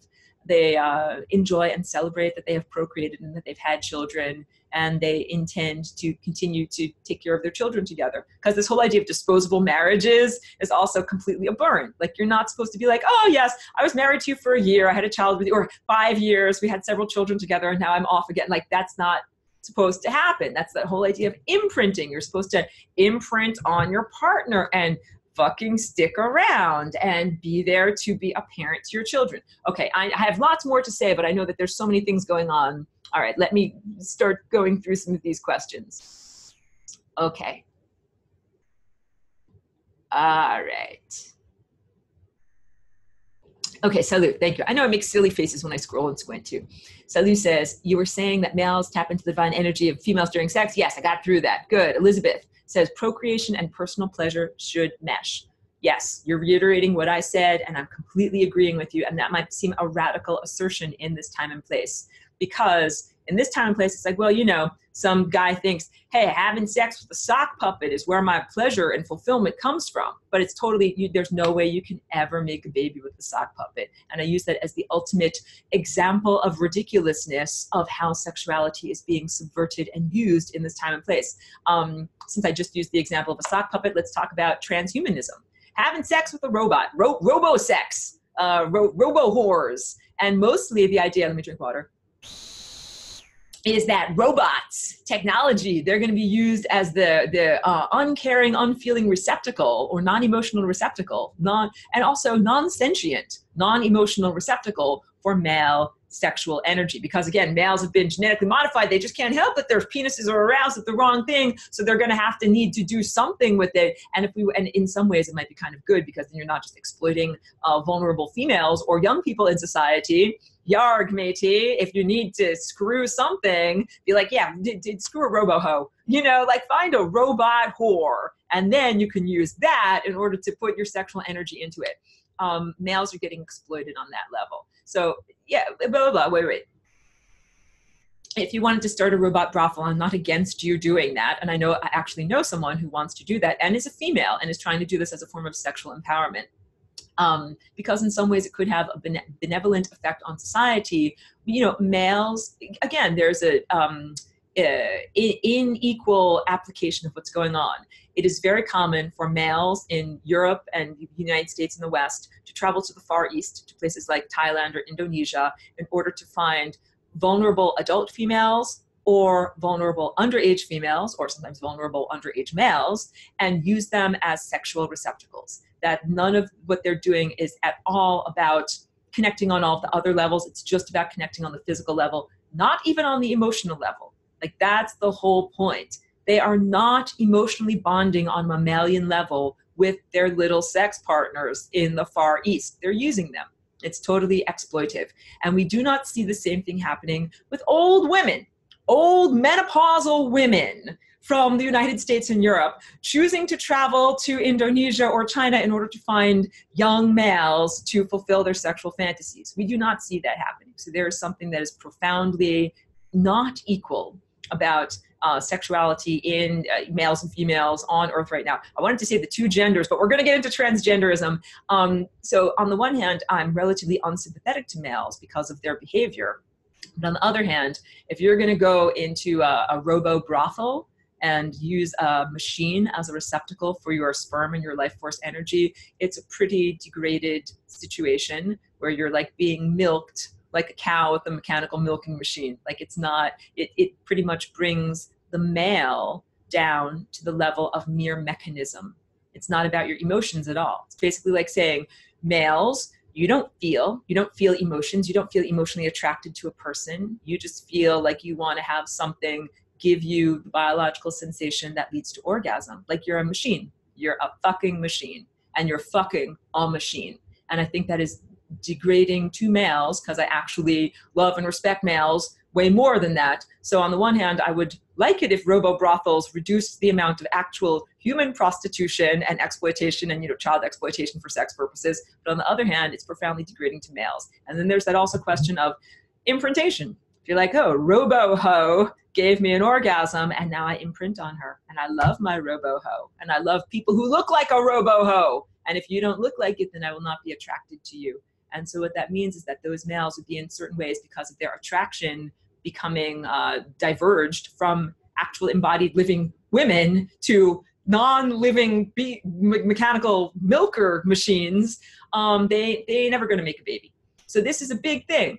Who's making babies? Who's allowed to make babies? Who's allowed to make their music travel down the road of time into the future through DNA? So yeah, if you decide to only have sex with mechanical robots, then you're not going to continue in parts of you cannot move into the future. Not going to be around in the next generation because you had sex with a robot. And same thing if you're gay. Even if you're a gay pirate, you had sex with another pirate's anus, then you are not making a baby. You are not going to be around in the next generation. You're actually successful in terms of the biological world and the energetic world and, you know, the metaphysical world, if you're able to successfully find a partner and procreate and make a container for consciousness in the next generation. And if you can't do that, it's like, failure on a basic level, which is why most societies that are more connected, like indigenous societies, ancient cultures, it's like, yeah, if you haven't had a baby, there is something wrong with you. If you've gotten to age 40 or 50 or 60 and you haven't had a baby, like there's something wrong with you, because that means like your family name dies off, your sense of self dies off. You do not continue moving forward into the future. I say that with some reserve because you can still affect human culture even without having physical procreative sex and having a baby, you know, lateral gene transfer and the ideas that you share with the rest of the world. Like you can make music and make paintings and share ideas with the world that have a profound impact that affect human behavior and human society, even if you don't have a baby. So, you know, the idea like E=mc² is one of those things that really has been passed down through all these generations. It doesn't matter. It wasn't something written into one genetic code. It was an idea that spread through all of humanity. So you can effectively share your ideas with humanity, even if you don't have sex and have a baby, but it's not your personal characteristics. It's not your whatever, your hair color or your eye color or your unique biological structures that are being passed down. So that's just something that has to be said there. Okay. Dominic says, can you create a spiritual baby that does not need any of its nappies changed? The answer is yes. Thank you for, again, you're a good segue man too. Thank you for segueing me into this. Astral sex. So you asked about a spiritual baby, or essentially like an astral baby, a baby of the mind, a non-embodied baby. Here's the deal. The feelings of procreative sexuality and arousal are directly related to, directly connected to having a physical body. And I can tell you this from direct experience and reportage, because I know what it's like to not be in a physical body. I had very different desires, very different priorities, and different motivations. And I know what it feels like when I am in this body. I have a different set of appetites, desires, and, you know, intentions and requirements, or where I'd like to go in my life. Sexuality and the desire for using life force energy through the sexual chakras and using it procreatively is a profound part of being alive in a body. When you're not alive anymore, and when you're not in a body anymore, you don't have sexual desires anymore in the same way, or you're not supposed to. So the idea of hot astral sex, like, oh, you know, if you're going to die, you're going to be a ghost, and then you're going to have hot astral sex with all the other ghosts. No, that is not what is going on. Literally, the energy that makes your system go when you're a ghost, when you're dead, when you're a supernatural residue living on the interstices, you don't have that.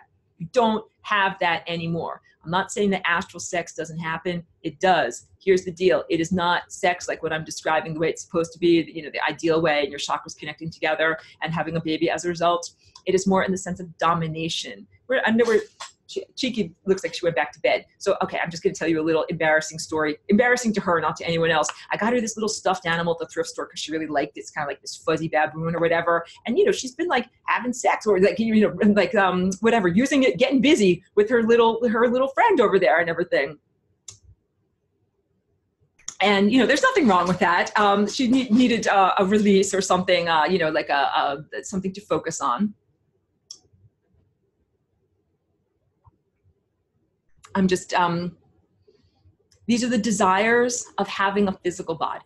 When you die or when you transcend having a physical body, you're not supposed to be wanting to have sex. Oh, what I was trying to say about my dog and her little toy and she's getting busy. It's not only about sexuality with dogs and some other animals, it is about domination.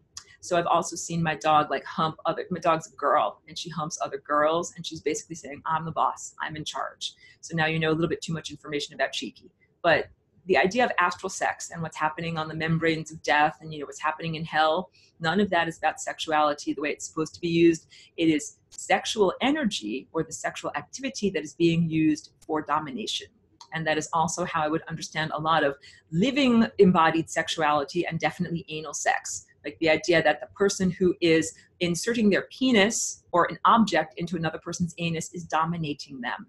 And this is where we get this occult rituals and, you know, the secret societies and a lot of what motivates their behavior. It is not about sexuality for procreation, although minimally sometimes they procreate in order to continue their bloodlines. It is not about sexuality in terms of respecting life force, energy, and imagination. It's about domination.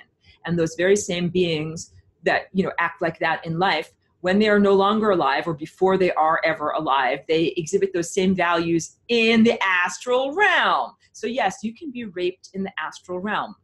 But when you really die, when you really transcend, when you really ascend or whatever, you don't contain this mental image of your functioning genitals the way that you have when you are actually alive and have functioning genitals. So I'm trying to say, like, angels do not walk around with their big dicks swinging, looking for wet vaginas to place them into. And thank you for letting me use vernacular language. Like, that is not what they do. And so in the Bible, it's like, oh yes, angels are like these asexual beings. No, like, when you have a higher dimensional body, like, it doesn't function like your biological body. So the idea that these demonic beings, supernatural residues who might have once had a body, are still imagining themselves as having penises that they can then use to rape other people that they imagine with vaginas, it shows how distorted the astral realm is. So yeah, when you're dead, you're not supposed to be thinking about sex. You're not, because you are dead and having sex is about transferring life. Okay, you're not. So no hot astral sex, no sex, supernatural sex after you're dead. No, it's not going to be better when you actually are. It's one of the values of being alive and being in a body. You have all these challenges. You have to brush your teeth and you have to blow your nose and all these different things. But on the plus side, you get to have sex and use your genitals in this way. But if you are not alive and not embodied, you're not supposed to have functional genitals to use in this way. Why would you? You cannot make a baby. Having sex is about making a baby. You're not supposed to have penises and vaginas in some ghost-like dream world that people are going around having sex and think that they're having babies. So this speaks to, I'm slightly tangential to Dominic's original question was, can you have a spiritual baby that does not need any nappies changed? So, you know, I'm like, I wouldn't recommend it, is what I'm basically trying to say. It's coming from a bit from the wrong direction. So, because if you're doing pregnancy, if you're doing parenthood and pregnancy and sexuality the way you're supposed to want to change the nappy. You're not going to be like, wow, I'm so grossed out by this poop. It's not, you know, nice to do. And I wish that I could hire a nanny or have someone else do it. You know, when you're a parent who has invited a child into your family and into your room and you've successfully given birth to it, you're not like, oh, like the utter inconvenience of having to change a diaper. You're more like, you know, I worked really hard for this and I'm happy to change this diaper and I'm honored to take care of this little child. And also, wow, changing this diaper allows me to see how the digestion of my little child is doing. Like, how's my baby's tummy? Is my baby tummy okay? Is my baby tummy not okay? And, you know, I'm not a physical earthly parent. Like, I haven't had a child, even though I would like to have that experience one day, which is a desire that comes from my biological container. I do have Cheeky that I take care of, and I put a lot of my maternal behaviors on her. And I check her poop when she makes a poop. I look to make sure, like, is it healthy? Is it okay? Did everything come out okay? That's the way it's supposed to be. So all these things that many parents find to be choreful or disgusting or whatever, like, they're supposed to be celebrated, celebratory. Oh my God, we didn't get into circumcision. Oh, wait. So I'll go through more questions, but I have to say this. Circumcision is completely barbaric. It is completely aberrant. It is completely inappropriate.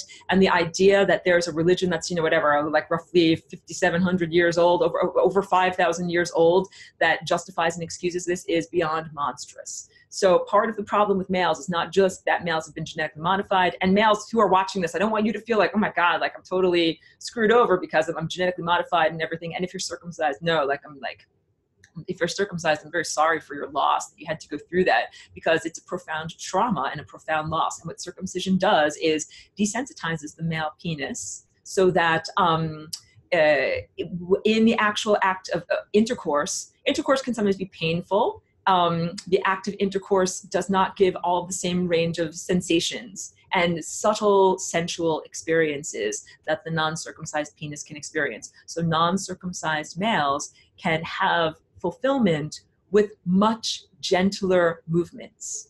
This is very big. The reason why sexuality in this time and place is so barbaric is because males have had their, the covering of their most delicate genital area surgically removed at birth in a horrible, traumatic, non-anesthetized procedure that is somewhat justified by Judeo-Christianity.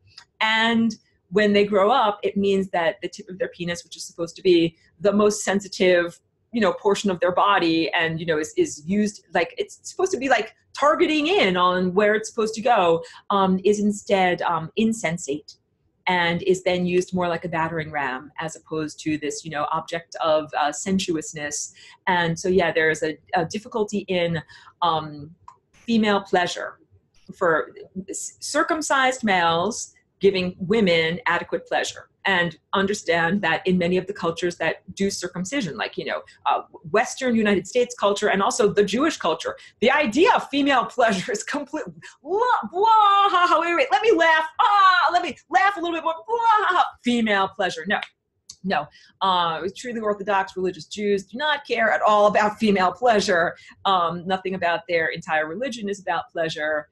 You know, like in terms of you know, female fulfillment or pleasure, truly religious Orthodox Jews do not even have body contact during sexuality. This is not just hyperbole. They literally have a sheet that has a hole cut in it because it is just supposed to be about procreating. It's not supposed to be about pleasure at all. And then we can understand that there are some other cultures that perform female genital mutilation or female circumcision that, again, completely remove the idea of orgasm or sexual pleasure from the female, and all of that is meant to be sexually disempowering. So, but in the Jewish religion, so first of all, we'll get into this, and I know I've said this on other things, and if I'm offending you, I'm an equal opportunity offender.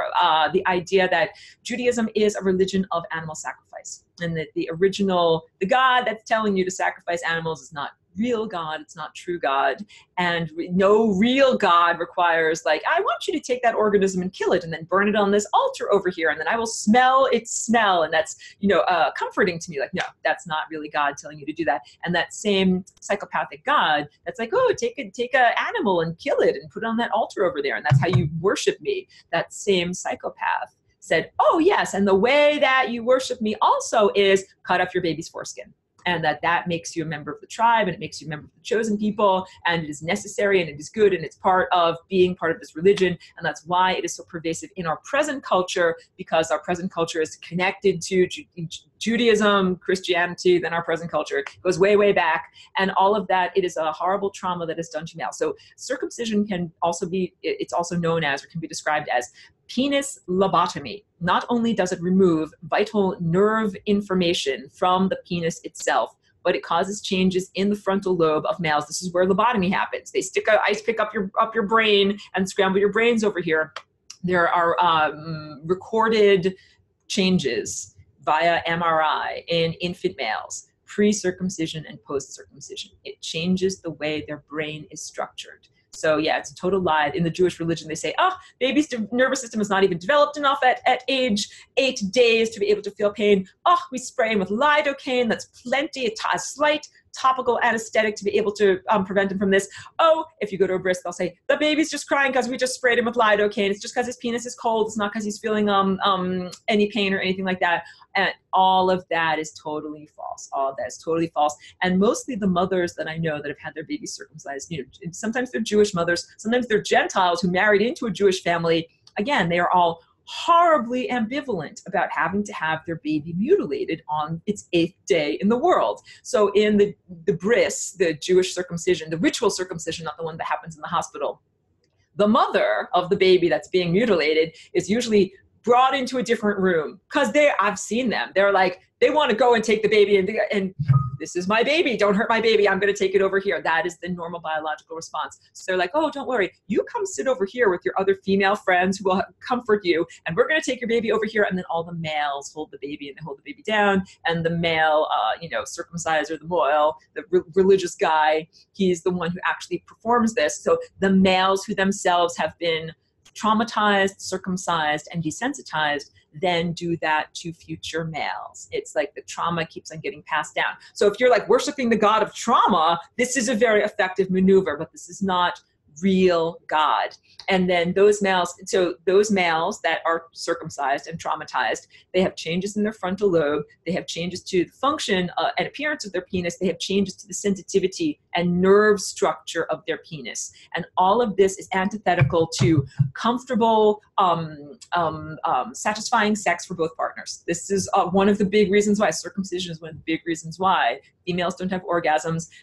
Males and females are having difficulty in terms of musicians synchronizing their movements. You're supposed to be able to synchronize your movements and synchronize the energy. Like I was showing you a figure 8 of energy moving through the two partners. All of that is a dance. All of that is music. All of that is supposed to be synchronous and harmonious. And because the males have had part of their penis cut off in infancy, they can't feel what's going on. They can't hear the music effectively. They can't move effectively. And so because we're in this patriarchal culture, the male is like, well, I'm going to be the battering ram and I'm going to make sure to get off and I'm going to make sure to do this. And then females often do not have an orgasm or sexual fulfillment as a result of this. Okay. So then we wonder, why do we need IVF? Why do we need fertility treatments? Because people are not effectively connecting as musicians to be able to conceive naturally. This is one of the reasons why, because female orgasm is actually helpful in terms of conception and actually conceiving a baby, female pleasure and all of these things, that it's not just some random thing, that it actually is necessary for effectively conceiving a child. So, I mean, I don't know if these things seem obvious to you, but they seem very obvious to me. And I have to say them here. Maybe they don't seem obvious to this, world that I'm speaking about.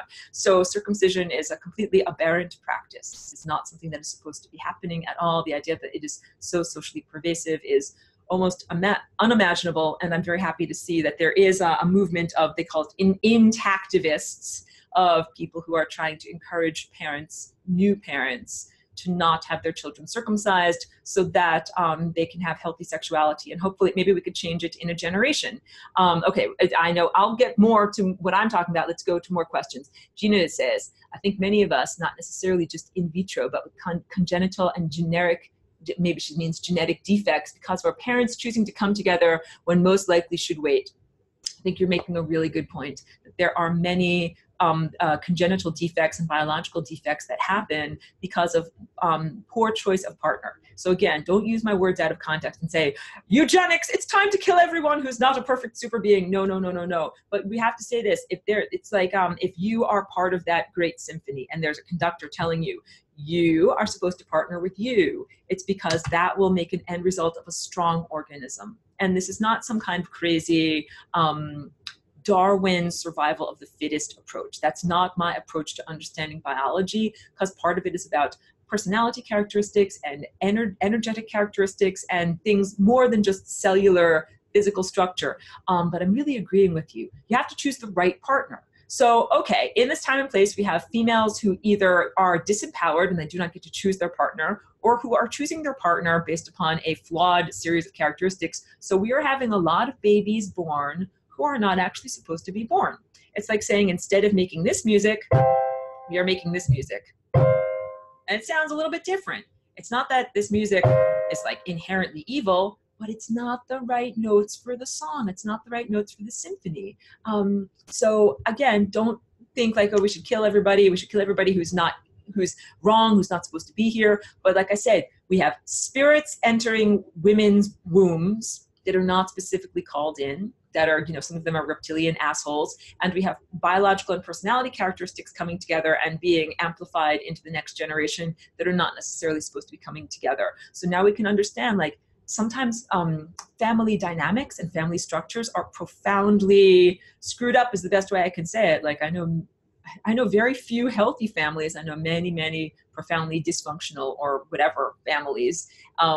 And a lot of it has to do with the sibling structure, who's in that family. Like, you have all these different people, flavors that are not supposed to fit together have been put together into that family. And of course, they're not going to get on. Like, okay, I'll go through this.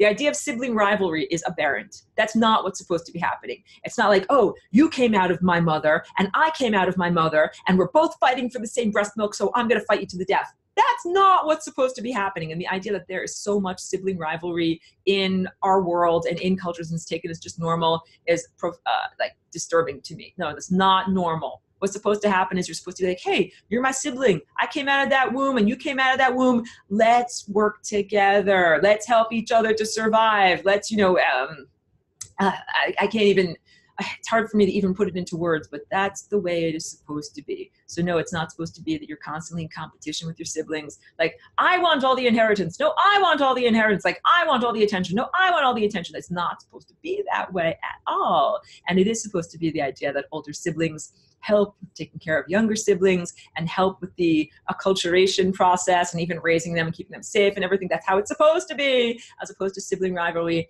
So yeah, all of these, that is aberrant. Sibling rivalry is aberrant. Female competition is also a very harmful myth that many people believe in.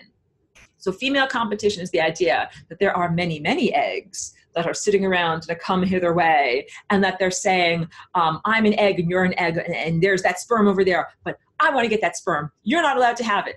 And this is a acculturation that is completely false. So female competition does not actually exist. It's something that has been implanted in human sociology for long enough that now people think that it exists. But what really happens is that if you're an egg and you're an egg, you're not in competition for one sperm. You can have a lot of sperm. Here's what I'm trying to say. In terms of female procreation, women can only have a certain number of babies, like whatever, in your lifetime. Even in the Middle Ages when people were constantly pregnant, maybe they had 25 babies and they were constantly pregnant in adulthood. How many pregnancies can you have healthfully? 5, 6, like that's pushing it. You're like doing a lot to your body if you have 6 babies. It's hard to have 6 healthy pregnancies. How many times can a man ejaculate? Like almost infinite. Yeah, once a day, many times a day. How many sperm can a man make? A lot. So the idea is, let's say you lived on some Tahitian island and you're a member of a tribe, and you say, like, there's, this many eligible men who can make sperm, and this many eligible women who want to get impregnated. And maybe all of the eligible women only want one guy. Maybe there's only one guy who's got like nice hair or nice teeth or whatever, if that is an attractive personality, and they all want the same guy. So the myth of female competition says, oh, they're all gonna like fight it out against each other and see who can get that guy and who can, keep him, and, how to shoot down the other women. No, that's not what actually happens. What happens is that one guy can impregnate all the women, because one man can make a lot of babies, but one woman can only make a few babies. This is a basic truth of the way our bodies work, and it's a basic truth of the way our social dynamics need to understand that. So yeah, there's no such thing as female competition. And even the idea of like, well, if one man makes all of these babies, then how can he be, husband to all these, like, how can that work? And how can he take care of all these babies? Like, again, like the questions show how imbalanced it is. There's really no problem to be able to do that. So the idea in this time and place that women are supposed to fight with each other, like who has the bigger breasts, who has the nicer hair, who is going to, get that man and marry him and put a ring on the finger and then own him like you own whatever, a horse or a car or something like that. That is all false. That is all, not truthful. Okay, so wait, let me go through more of this. Pedro says, so the Kama Sutra is not a good guide. So Pedro's referring to ancient Hindu or Sanskrit, text from the Far East that basically is a sex manual of how to do various different positions, and not only positions, but sometimes different breathing exercises or meditation exercises. There's different ways to augment one's orgasm or extend the sexual practice, right?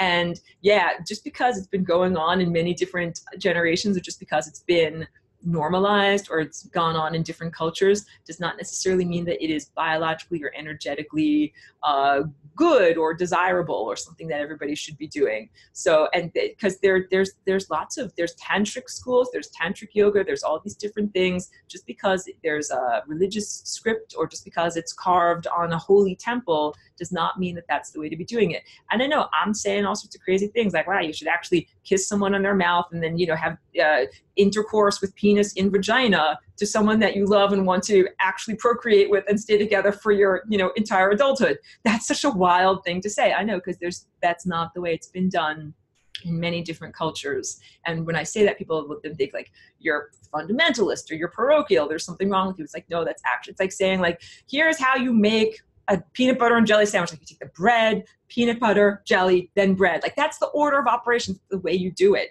Everyone must be like, no, Rory, I want you to start with the peanut butter, then do jelly, then do bread. I'm like, that is not the way you do it. And it doesn't matter if they did it that way in ancient India. Like, yeah, maybe they made it different then, but that's not the order of operations. Ben says, this is excellent teaching, Aurora. Thank you for taking the time to go into detail. Thank you very much, Ben. Thank you for that encouragement. And thank you to everyone who's been watching this video and who's been participating so far, because these are difficult, challenging topics to talk about.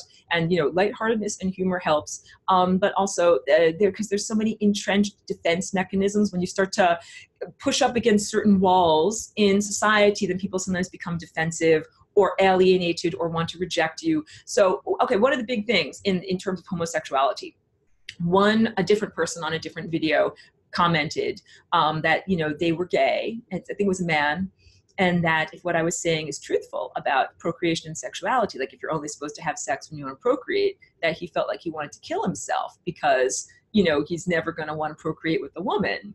And I wanted to say, like, first of all, you know, I don't want you to want to kill yourself. Please don't kill yourself. And secondly, there's so much more to life than merely having sex. This is very big. So in this time and place, we live in a very aberrant time. Little children aren't even given an opportunity to be, explore the world and explore themselves and develop an identity that's not yet sexual. Even little children are sexualized. You know, little girls, like we give them these little crop tops. You see all these different things like toddlers and tiaras, girls that are taught to mince around and wear lip gloss and everything like that. And they're like 4 years old. And little kids are very good at mimicking adult behavior. And so they, you know, get rewards. They get, you know, lollipops or whatever for mimicking adult behavior. And none of that is the way that it is supposed to be. You're supposed to be able to grow up before you are sexually mature, and develop your sense of identity and develop your sense of, you know, body sovereignty, and to, you know, own who you are, and then become a responsible adult and then begin to express that sexuality. So we don't even give children the opportunity to just, like, to just be children, to be non-sexually active, not only not active, but not have to even think about that stuff. Just in the same way, like when you're a little child, you're not supposed to have to think about mortgages and interest rates. That's for adults. That's for adult homeowners. You're supposed to be a little kid who's supposed to be about, like, how do I ride a bicycle? You know, how do I play games with my friends? You're not supposed to have to think about procreation or sex or boyfriends or girlfriends of any gender or any combination. So this world has gotten very, very fucked up.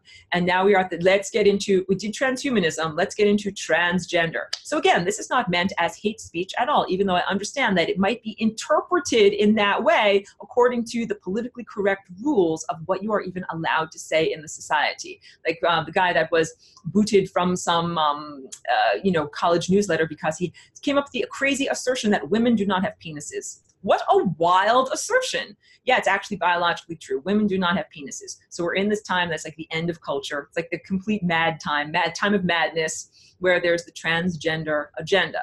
Now, transgender, this is very different than just transvestite.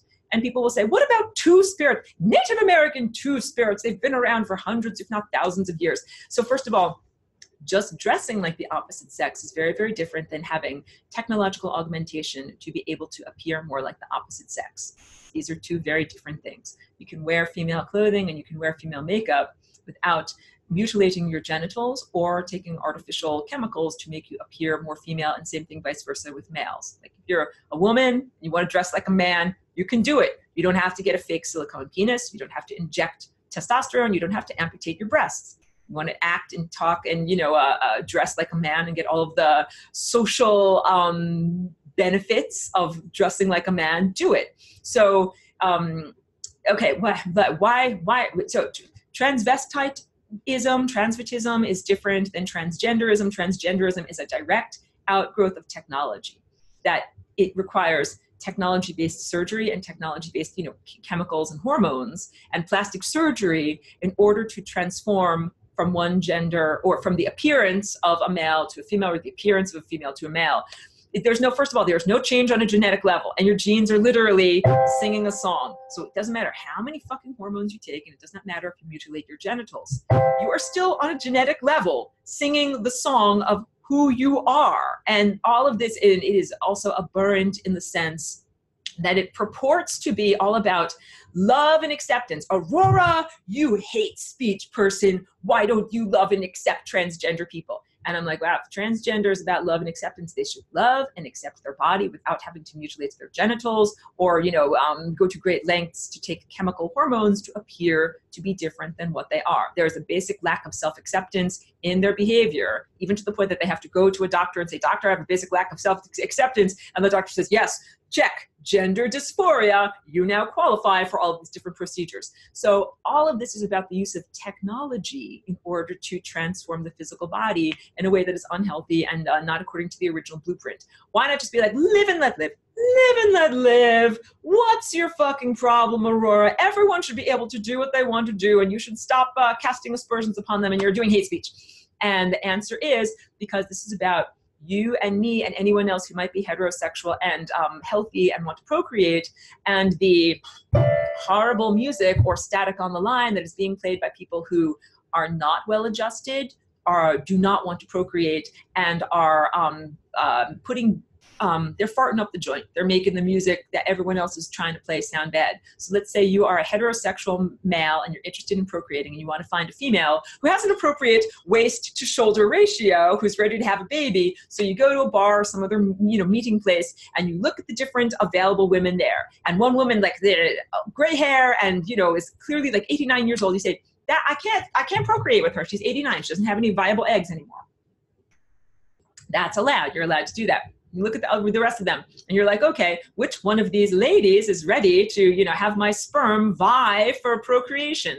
And some of those ladies aren't actually ladies. Some of those ladies are males who have transformed using technology. So this is a real problem, because if you want to make a baby and someone else is being an imposter of a female, using the image of a female, and then you try to procreate with them, you cannot successfully procreate. It matters. And it matters in terms of human dating and mating rituals and culturalization. And it matters in terms of imprinting.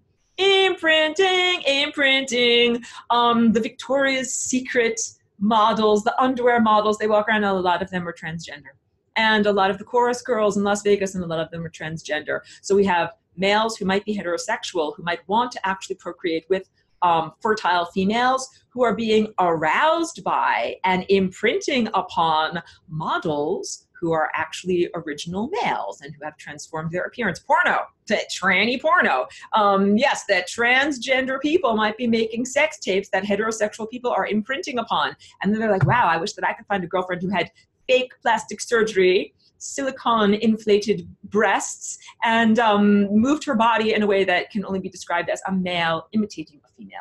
And there's different skeletal structures between males and females that mean women who are naturally occurring, walk differently than males. Your hips and your spine are formed differently. And males who are imposters of females, they try to sashay in a particular way that is relatively unconvincing, but their exaggerated gestures have now been accepted as normal cultural expressions. And then natural women are expected to sashay in the same way in order to achieve successful attraction of the opposite sex. This is all, it makes it like, how can you even have a band? How can you even make a song together when you have all of this static on the line, all of these crossed signals, unclear signals that are going on? It becomes very difficult to be like, who are you actually attracted to? And the person that you're attracted to, are they portraying themselves, presenting themselves honestly as to who they really are? So transgenderism is a big issue with that. So too is cosmetic surgery. Because if you are choosing a mate, and appearance is a huge part of who you choose to mate and procreate with, you got to have a truthful idea of what that person actually looks like. So let's say a person is born with a particular face and they have all sorts of plastic surgery and they reshape their nose and they reshape their lips and they reshape their breasts, and then they go out into the world to date. And the guy that falls in love with you is like, oh yeah, I want to have a baby with you. And then the baby comes out like with your original nose. And it's like, wow, I didn't really get what I thought I was going to get. And that's fair. This is not some kind of like, Aurora, you're supposed to love everyone no matter how weirdly shaped their nose is. Like, yeah, you're supposed to do that, but you're supposed to be able to choose for real off the menu. If you're a man and you're like, I want to choose a woman with an upturned nose, a ski jump nose, and I want to have babies. I want little babies with their little ski jump noses. And so great, you find a girl, she's got a ski jump nose, you get married, you procreate, you have a baby, and the baby has like a downward pointing hook nose. You're like, wow, I thought you had a ski jump nose. No, my dear, I had a nose job in high school, and this is not my real nose. That's false advertising. That's the word I'm trying to come up with. False advertising. And it really matters, because when you mate and procreate, you are part of what you are choosing is physical characteristics. So it is not appropriate to give false advertising and say that you have a certain set of characteristics when you don't. Now, I'm not going to justify violence, but I'm going to say that I understand why some males react in violent disgust when they find out that what the person that they were either attracted to or physically like having intercourse with turns out to be a male that has been surgically altered to appear as a female. I'm not saying that violence is acceptable, but I understand their violent disgust, because on a genetic level, they're saying, oh, I read the menu and it said, have sex with vagina, and that's exactly what I want. And then they find out like, I'm not having sex. This is not on the menu. This is not what I ordered. And their revulsion or rejection of the experience can often be violent. And there's like a lot of transgender people who went male to female, they end up getting killed because of it, because like you can't fuck around with Mother Nature. You cannot insult basic natural biological tendencies on that level. You're playing with fire, and you can't expect to be like, oh no, like, I'm not like, it's a profound lie. And so there's lack of self-acceptance, lying to others, and then the backlash from that. Again, I'm not justifying violence, but I am saying understand where it comes from. It's like you want to buy a sandwich, you buy a sandwich and then you bite into the bread and the bread is plastic. You throw it back to the sandwich maker's face. You're like, this bread is fucking plastic. This is not real. But one challenge is because around here, this time and place, a lot of the bread is fucking plastic. Like I said, the chorus girls are mostly chorus boys with breast implants and with hormonal, changes and everything. That a lot of people have simply calibrated to what a woman looks like is one of these plastic type of, Barbie looking males that are, they are caricatures of what a female is. And also, let me say this about transgenderism. The males that purport to want to be a female, very little of it has to do with what I define as female, which has to do with motherhood. That a big part of female identity. It is not merely secondary sex characteristics that make you attractive to males, because that's those sexual politics. Like, I will dangle this carrot, I will dangle this carrot. You want the carrot, you want the carrot. That is what a lot of male to female transgender people want. They want the capacity to sashay, have males attracted to them, have males buy them stuff. That's a big thing of it. Buy me dinner, buy me a ring, buy me a dress, buy me stuff. That is part of the quid pro quo of what is considered to be normal in terms of mating behavior around here. And that is what they want. Very few, if any, transgender male to female people say, I really wanted to change my appearance and try to look like a woman, try to live like a woman, because I want to be a mom. I want to be like a soccer mom. I want to drive my kids to soccer. I want to have juice boxes in my purse. I want to carry Kleenexes in my pocket because I'm going to have to like wipe stuff off my kid's face. And then I want to, read them stories at night and fix them their little midnight snack.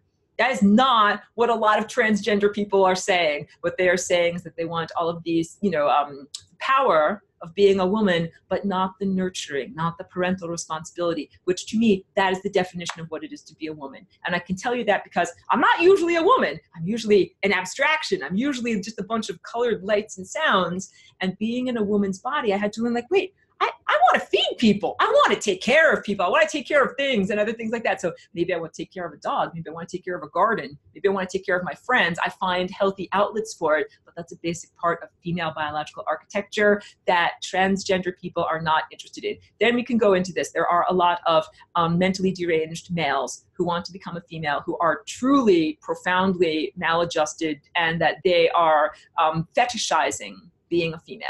That the idea of pretending to have a period, or even, I've read crazy things, not intentionally, but on the internet, one does read many different things about fetishizing used tampons, that they don't actually, bleed themselves, but they would get used tampons and pretend that they were having a period because they want to feel like they are a woman on that level. Like none of that is healthy. That is not healthy. It's not self-love. It's not anything that it's supposed to be. So again, if you identify as a transgender person, or if you're a homosexual or whatever it is, and you're like, Aurora, I want to kill myself because I can't fly. No, please don't kill yourself.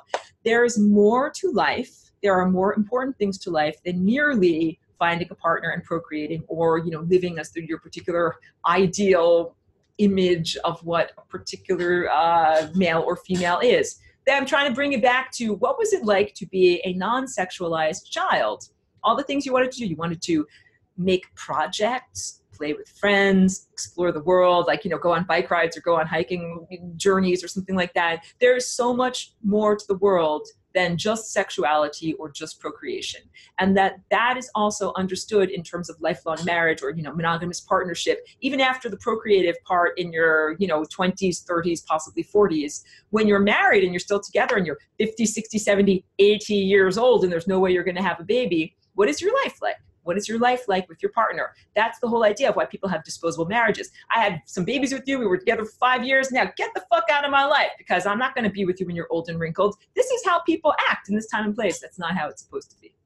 It's supposed to be, wow, I love and respect you because we had all these babies together, we raised them successfully, and now what do we do now that we're no longer making babies? Oh, we actually appreciate our intellect, our spiritual connection, you know, other projects that we might, you know, work together on. Sometimes people might do, you know, like a business or some other form of creative partnership that has nothing at all to do with making babies. And that's also good and appropriate. So I'm trying to say there's more to life than just sex, even though sexuality and that red chakra is the basis for everything. But you can be a happy and fulfilled person even if you're not having sex, even if you're not having procreative sex. And when I say that, people are going to be like, in this time and place, Aurora, that's loser talk. Like, you can be a happy person without trying to have sex. Like, that's loser talk. If you're a man, you're supposed to be like trying to get out there and have sex as much as you can. And if you're a slutty girl, then you're trying to do the same thing. And if you're not doing that, then there's something wrong with you. You should be in a bar on Friday night, getting extremely sloppy drunk and finding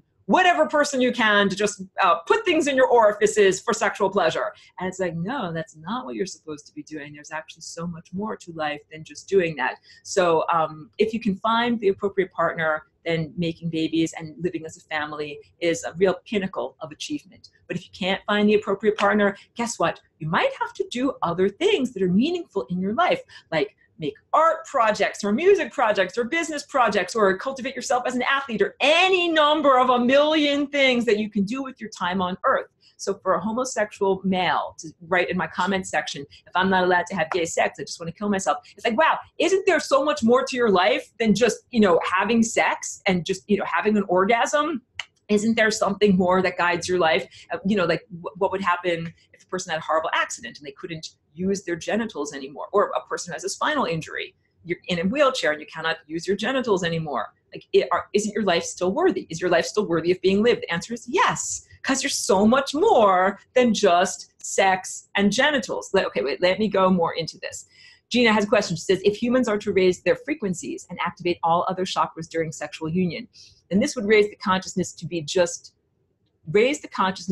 procreative. At this point, there is not leaked sexual energy. I meant raise their consciousness to be not just procreative. So we'll read through that again. Gina says, if humans are to raise their frequencies of their consciousness to not just be procreative, then this would raise the consciousness to be, then there would not be leaked sexual energy. Yeah, I'm agreeing with you that if you're connecting on all of the levels of all of the chakras, then what you're doing is using that energy in the correct way. And it's kind of like these two partners are like batteries, and they amplify each other. And instead of doing this activity that depletes the batteries, what it does is recharge the batteries. So lots of secret societies know about this already. They already know that sexuality is a way of like recharging your inner batteries. Let's get into dark magic. It's time. I know this is a very long recording. Thank you for being with me on the recording. We need to talk about this. This is pure fuckery, like, occult fuckery. The idea that not only do adults sometimes choose inappropriate sexual partners, sometimes they choose children as their inappropriate sexual partners, that they can intentionally do this on a systemic level in order to try to control and degrade people's lives. That is called satanic technology or dark magic. This is like what the Illuminati, Freemason, ass fuckers do.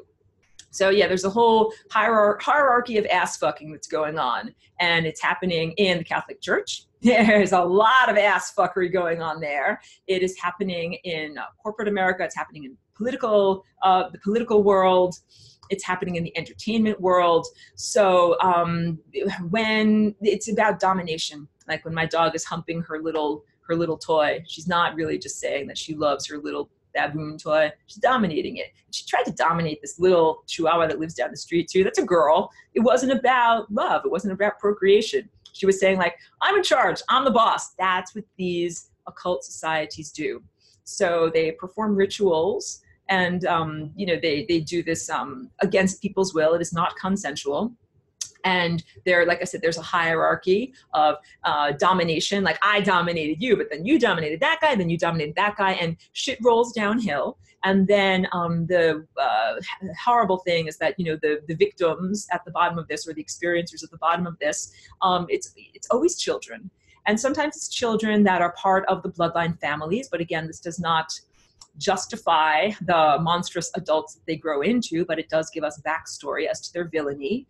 And there are many people that are sodomized, or they subjected to anal rape as children, who never get a gig, who never become Miley Cyrus or a Disney character, or get a gig, Britney Spears. You know what I'm talking about? If I'm letting the cat out of the bag, they all are horribly raped as children. And that is part of how they get their gig as a child star. And there are also plenty of children who are horribly raped who never get a gig. So it doesn't mean that you should be totally sympathetic to the Mileys and Britneys of the world because they've been raped and they're, sex slaves or whatever. They got the good end of the deal. They got lots of money for it.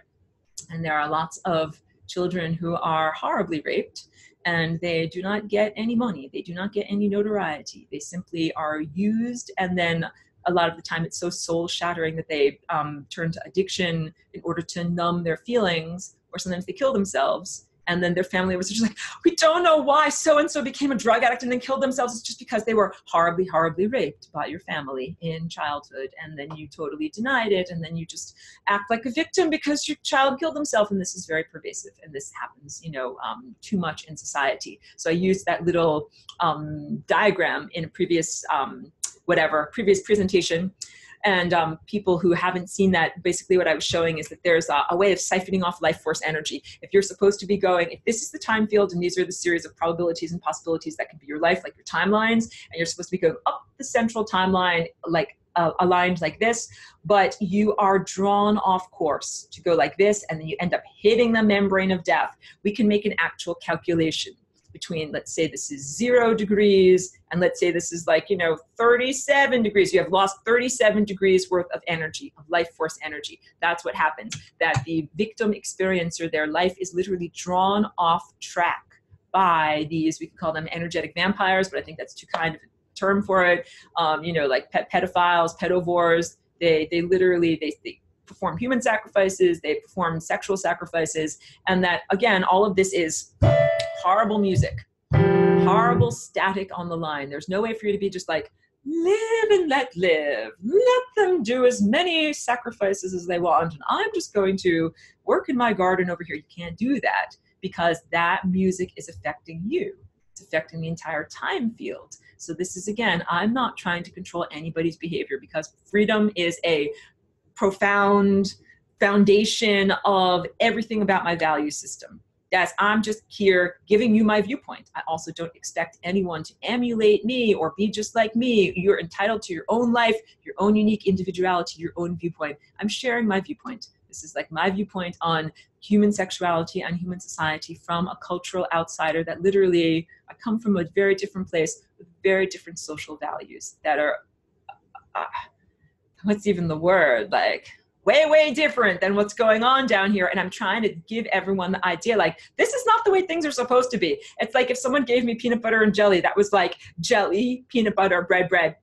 I'd be like, that is not a sandwich. You cannot call that a sandwich. Bread is not the proper order of operations for a sandwich. You're supposed to have bread filling bread. Let me just drink.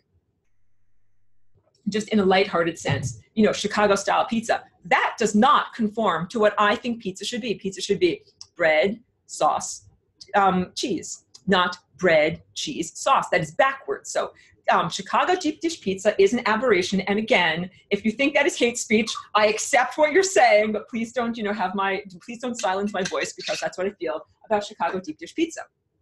Okay.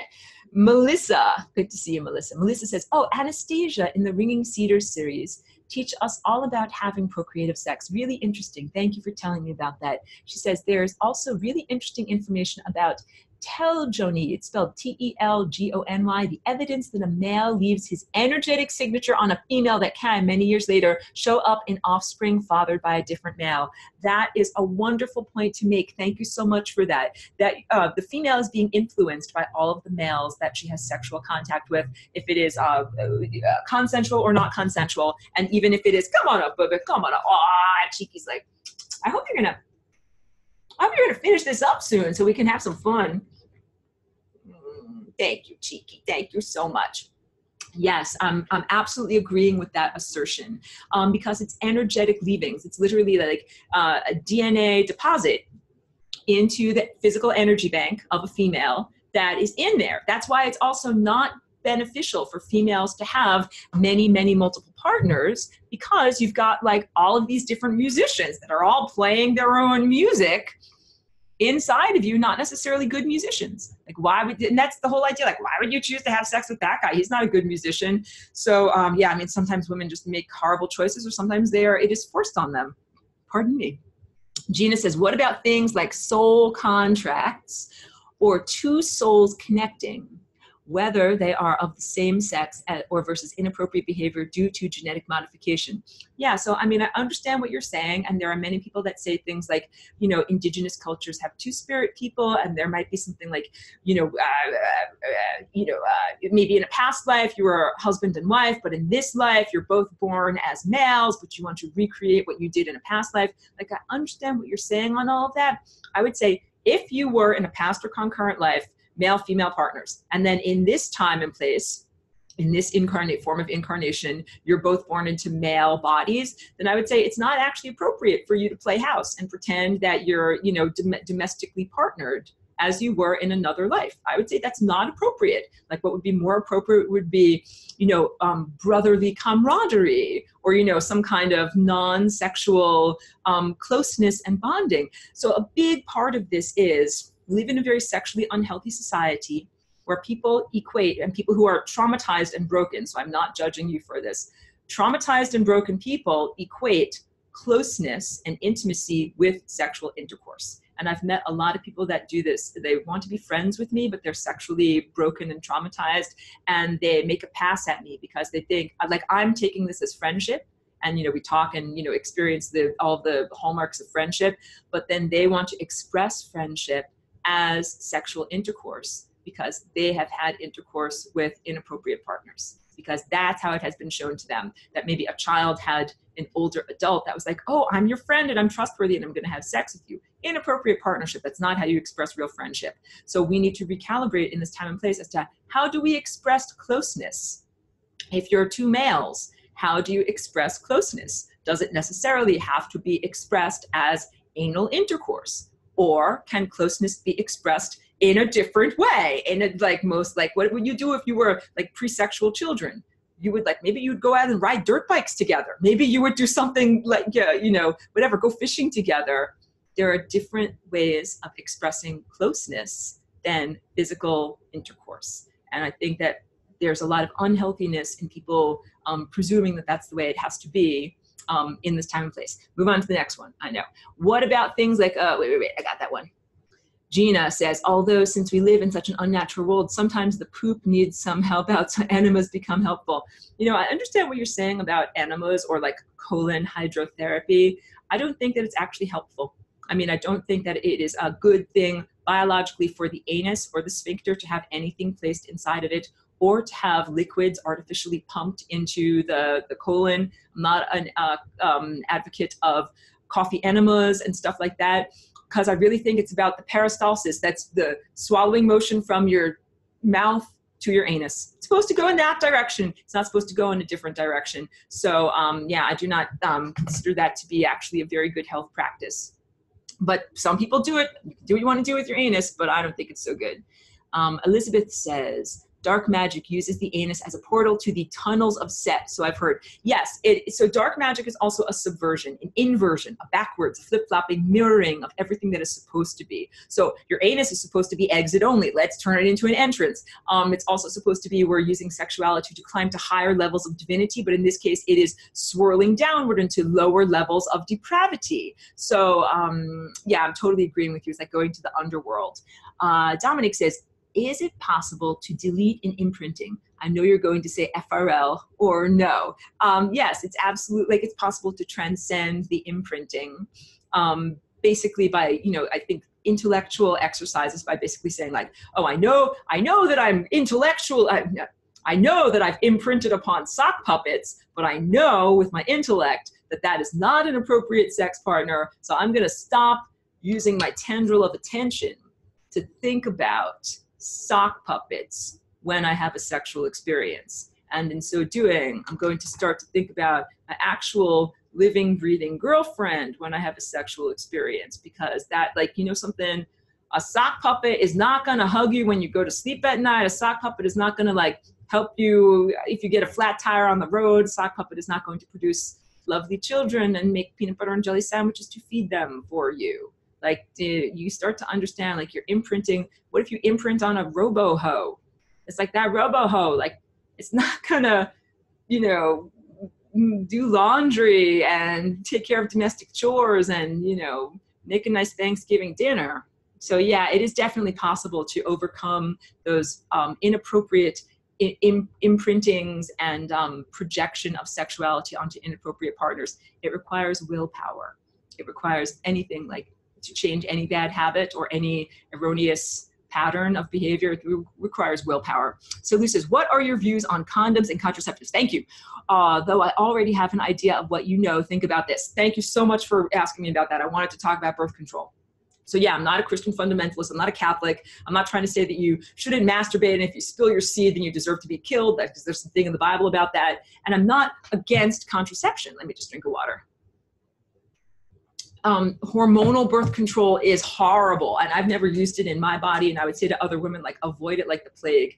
I think it's really not good for the biology, and I think the social controllers, like the overlords of humanity, are only too happy to give humans, carcinogenic chemicals as long as it keeps down the population. Like, it's totally not about what is good for you and your body as a woman. It's about what is convenient to society. So it's like, basically society is saying, sexual revolution, you can have many, many sex partners if you want to, but take these possibly cancer-causing chemicals in order to prevent you from having unwanted pregnancies. Like, to me, that is not responsible and is not respectful to the female body.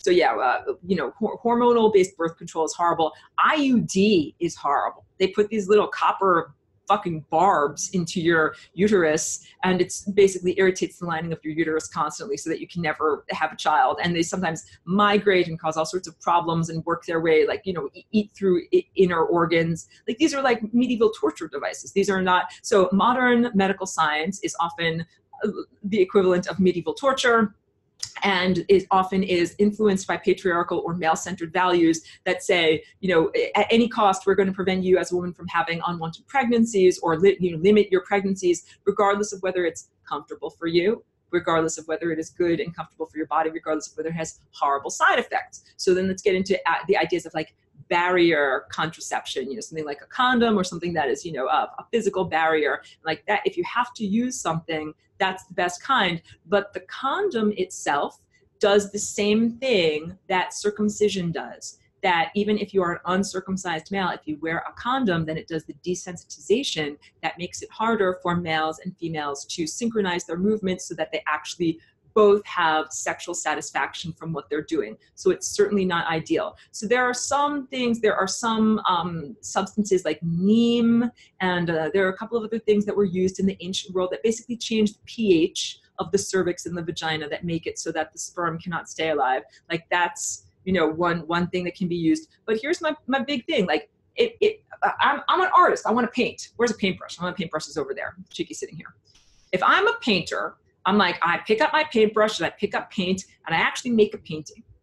And saying that you want to have the experience of sexual intercourse and have an orgasm without making a baby is like saying, I want to pick up a paintbrush and I want to wave it around, but I don't want to actually put any paint on it or I don't actually want to make it touch canvas. I don't actually want to make a painting.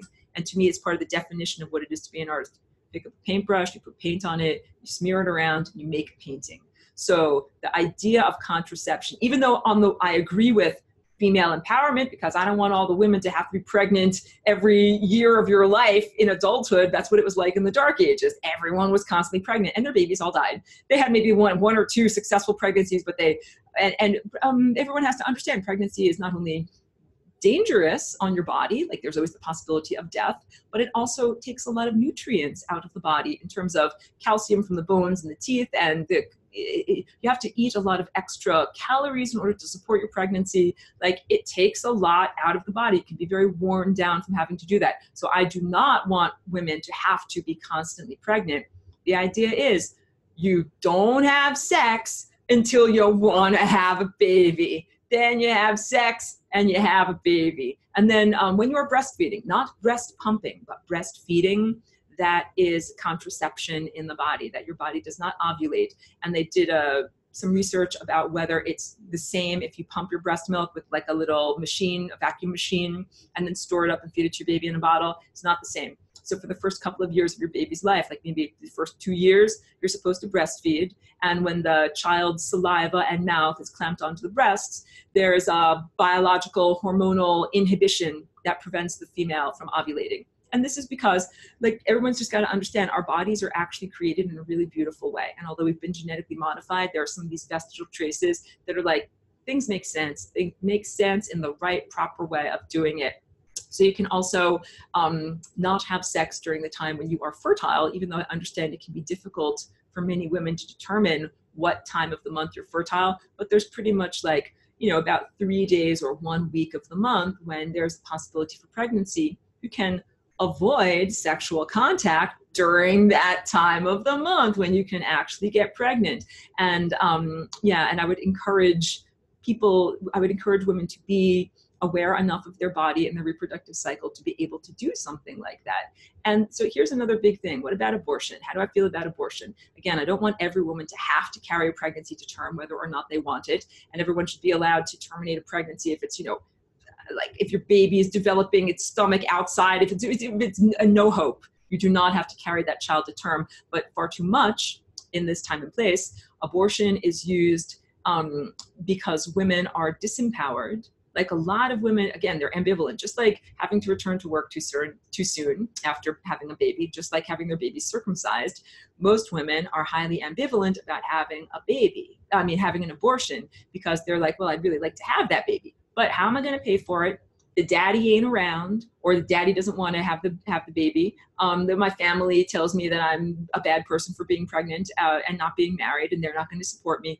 Like, I don't think we should legislate against abortion, but what I think we should do is totally change the social structure so that women are far more supported in their pregnancy. Because if it was like, hey, you're pregnant, we're going to make sure that you have a place to live, have all the food and medical care that you need. Your child is going to be well cared for the first 4 years of its life. You don't have to worry about sending it to daycare. And then when your child begins to be educated and you have more free time, that you know what I'm trying to say? Like, you don't just have to have an abortion as an expediency, because babies are expensive. And I think that that's the sad truth of how life is treated in this time and place. Not a miracle, not like, wow, baby's a miracle, like we're welcoming a new life, but like, oh, how inconvenient. I now have to figure out how I'm going to work and be a mom at the same time. Like, you're not supposed to have to do that and be in that way. So, and I'm definitely not judging anyone who has had an abortion, but it's part of making a satanic sacrifice, making a ritual sacrifice. Just like no God would say, take this ox and put it on your altar and kill it. And no God would say, chop off your baby's foreskin and then use it to make some facials for Hollywood celebrities. No God would do that. No God would also be like, oh yes, you're pregnant, but you don't really want to have a baby. So just dismember it internally and then you won't have to have that baby. Like, that's all energy that is being siphoned off. It's supposed to be life energy, not death energy. So I have real qualms about that practice going on, and the fact that it is encouraged, it is paid for, it is socially acceptable. It's death cult stuff. It's not the way we're actually supposed to be doing it. Pedro says, And all this sexual energy can only be controlled, or can it be transformed or used in other ways? Sexual energy, excellent question, can absolutely be used in other ways. Sexual energy is what I use to dance the flying rainbow lasagna dance, make all of my paintings, and do a lot of other creative, activities. So just in the same way, when you're engaged in the actual sexual intercourse act, whatever you're thinking about in your imagination, you're manifesting, you're bringing into being. That manifestation juice or raw material, like you can use that to make all sorts of things happen in reality. And these dark magic magicians, these occult magicians, they know that. And that's why they take sexual energy from their victims and apply it to their magic spells, which is, ways of manipulating reality. So if y'all were really, really magical, you wouldn't be having, cheap sex and just frittering away your sexual energy. You'd be saving and conserving that sexual energy and then using it for your own particular manifestations of the events or creations that you want to create.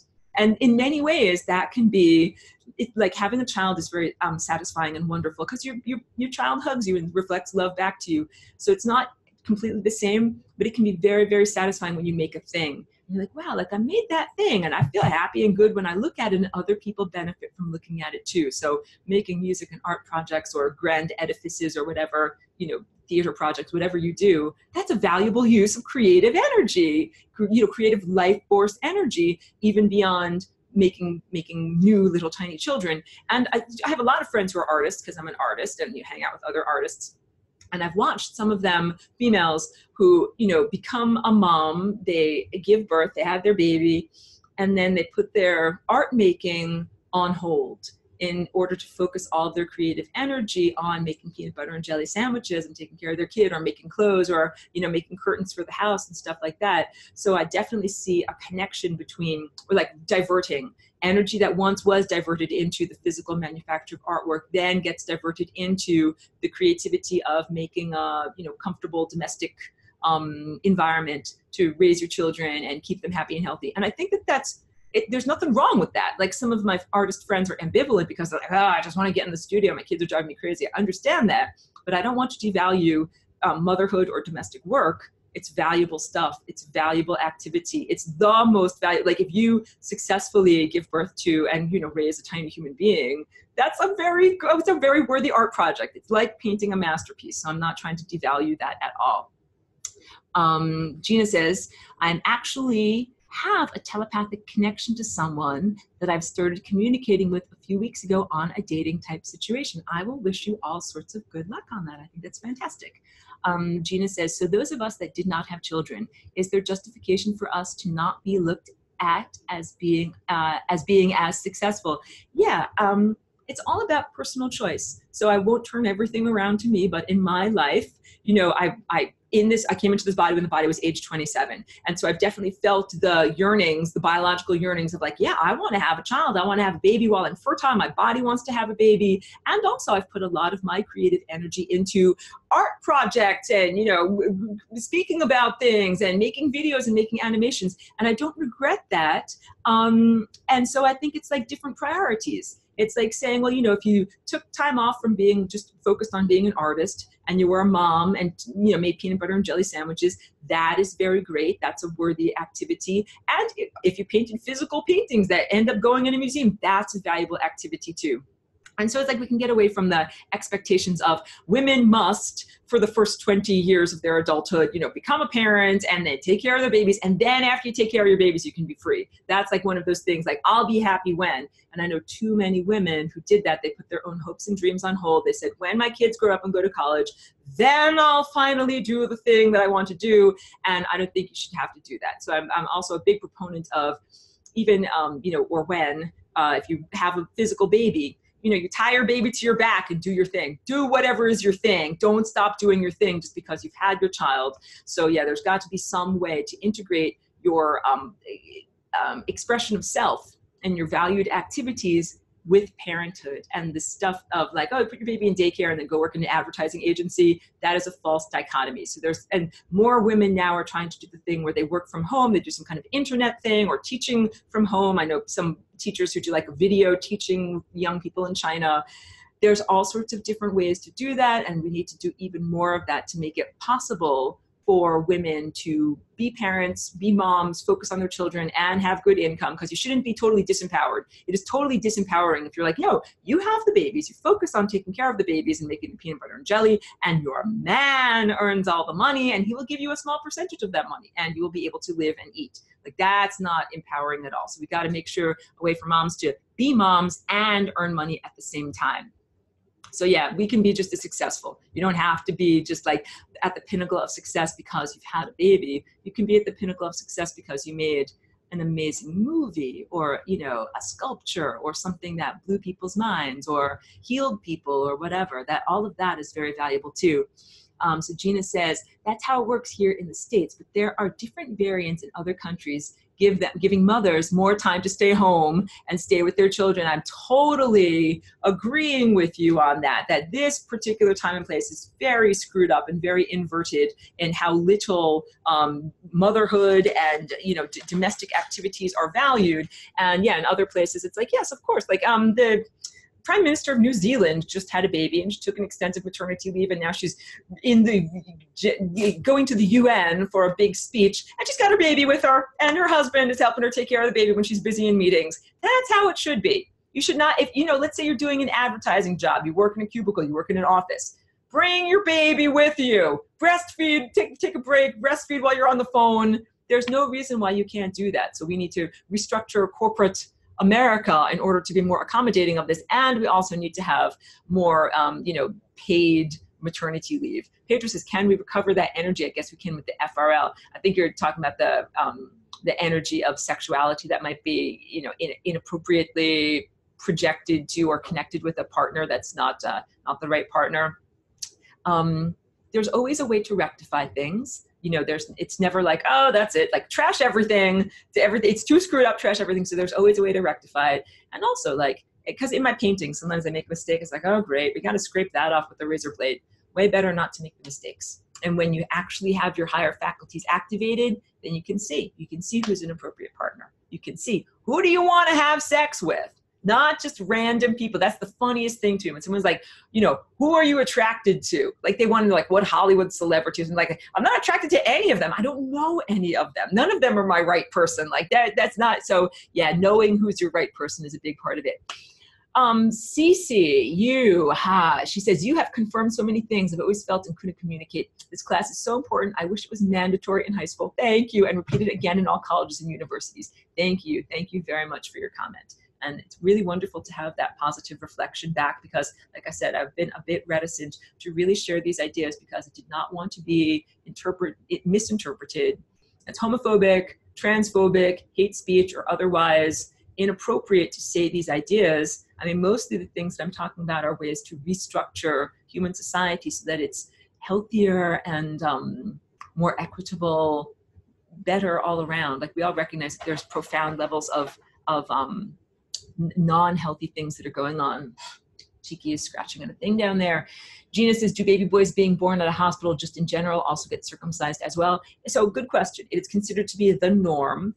Parents do have to sign like a agreement to it. So usually what happens is the male babies are circumcised at hospitals in the United States in the first couple of days of their life. So usually it's like the first 3 days or so. Sometimes you take your baby home. Sometimes you have to bring them back to be circumcised. In the Jewish culture and religion, it's on the 8th day of the baby's birth. And then supposedly it's not developed enough to actually be able to feel the pain, but that's clearly not truthful. So in this time and place, if you don't want to have your male baby circumcised, you have to be very like, you have to work for it. It's like the norm is, oh yeah, we're going to schedule your baby to be circumcised and it costs this much. We're going to do this and that. And if you don't want it to happen, you have to specifically tell your doctor, like, I don't want this. I don't want this. Just like if you don't want vitamin K or you don't want eye goop. So yeah. And you know, a lot of first-time mothers are young. They're like in their early 20s. So they don't necessarily know how to advocate for themselves in the medical system. So a big part of this is teaching young women to advocate for themselves in the pregnancy, in the birthing process, maybe not even having a hospital birth, and giving them options and choices that you don't have to circumcise. It's totally, I can't believe, if you looked at the facts on it, no parent would do it, because like, why would you want to possibly harm your child? There's all these complications that can happen, nobody would intentionally want to harm their child. So most women, when they are informed, they'd be like, no, I don't want to do that to my baby. Gina says, yeah, it might not be fair, but men knew that the women had surgery, so they should be aware, or the plastic surgery, stay away from the false advertising. Plastic surgery, I'd say most men nowadays are aware of what a plastic characteristics looks like. Yes, that's exactly right. Now they kind of know, like, wait a minute. Unlikely bosoms out to here. That is not naturally occurring. Like maybe Dolly Parton had those natural big giant breasts and naturally very small waist. Very, very, very few women are actually built that way. So almost all of this is technical augmentation. So yeah, I think guys have gotten pretty smart at this point, but it's false advertising. Or what about, like, any kind of thing that you're, wearing fake stuff in order to be attractive, and then get home, take off all your fake stuff, and it's like, that's what you really look like. You're like, yeah, that's what you really look like. And if you love someone, you love what they really look like. Yeah. Joelle says, I feel like there's this pressure on couples to have lots of sex all the time, and if you're not, then your relationship is falling apart. Yeah, so there's social pressure, and a lot of it comes from TV and movies. And then there's also that thing of bonding, where when you have sex with each other, your male partner is supposed to look at your face and look at your body and have feelings of orgasm and release, and then say, you're the woman for me, and I want to stay with you forever. And not supposed to be like, you're the temporary partner for me, and then after this, I'm going to still be looking, to see if I can find someone else who I want to be with. Like, yeah, that's not the way it's supposed to be. So, there's rom-com movies I do not find to be just fun, lighthearted, and entertaining, because they contain so many examples of unhealthy, social values here in this time and place. Mating and dating practices that are not the way it's supposed to be, and that are presented as totally normal. And that's part of that couples must be having sex all the time type of thing.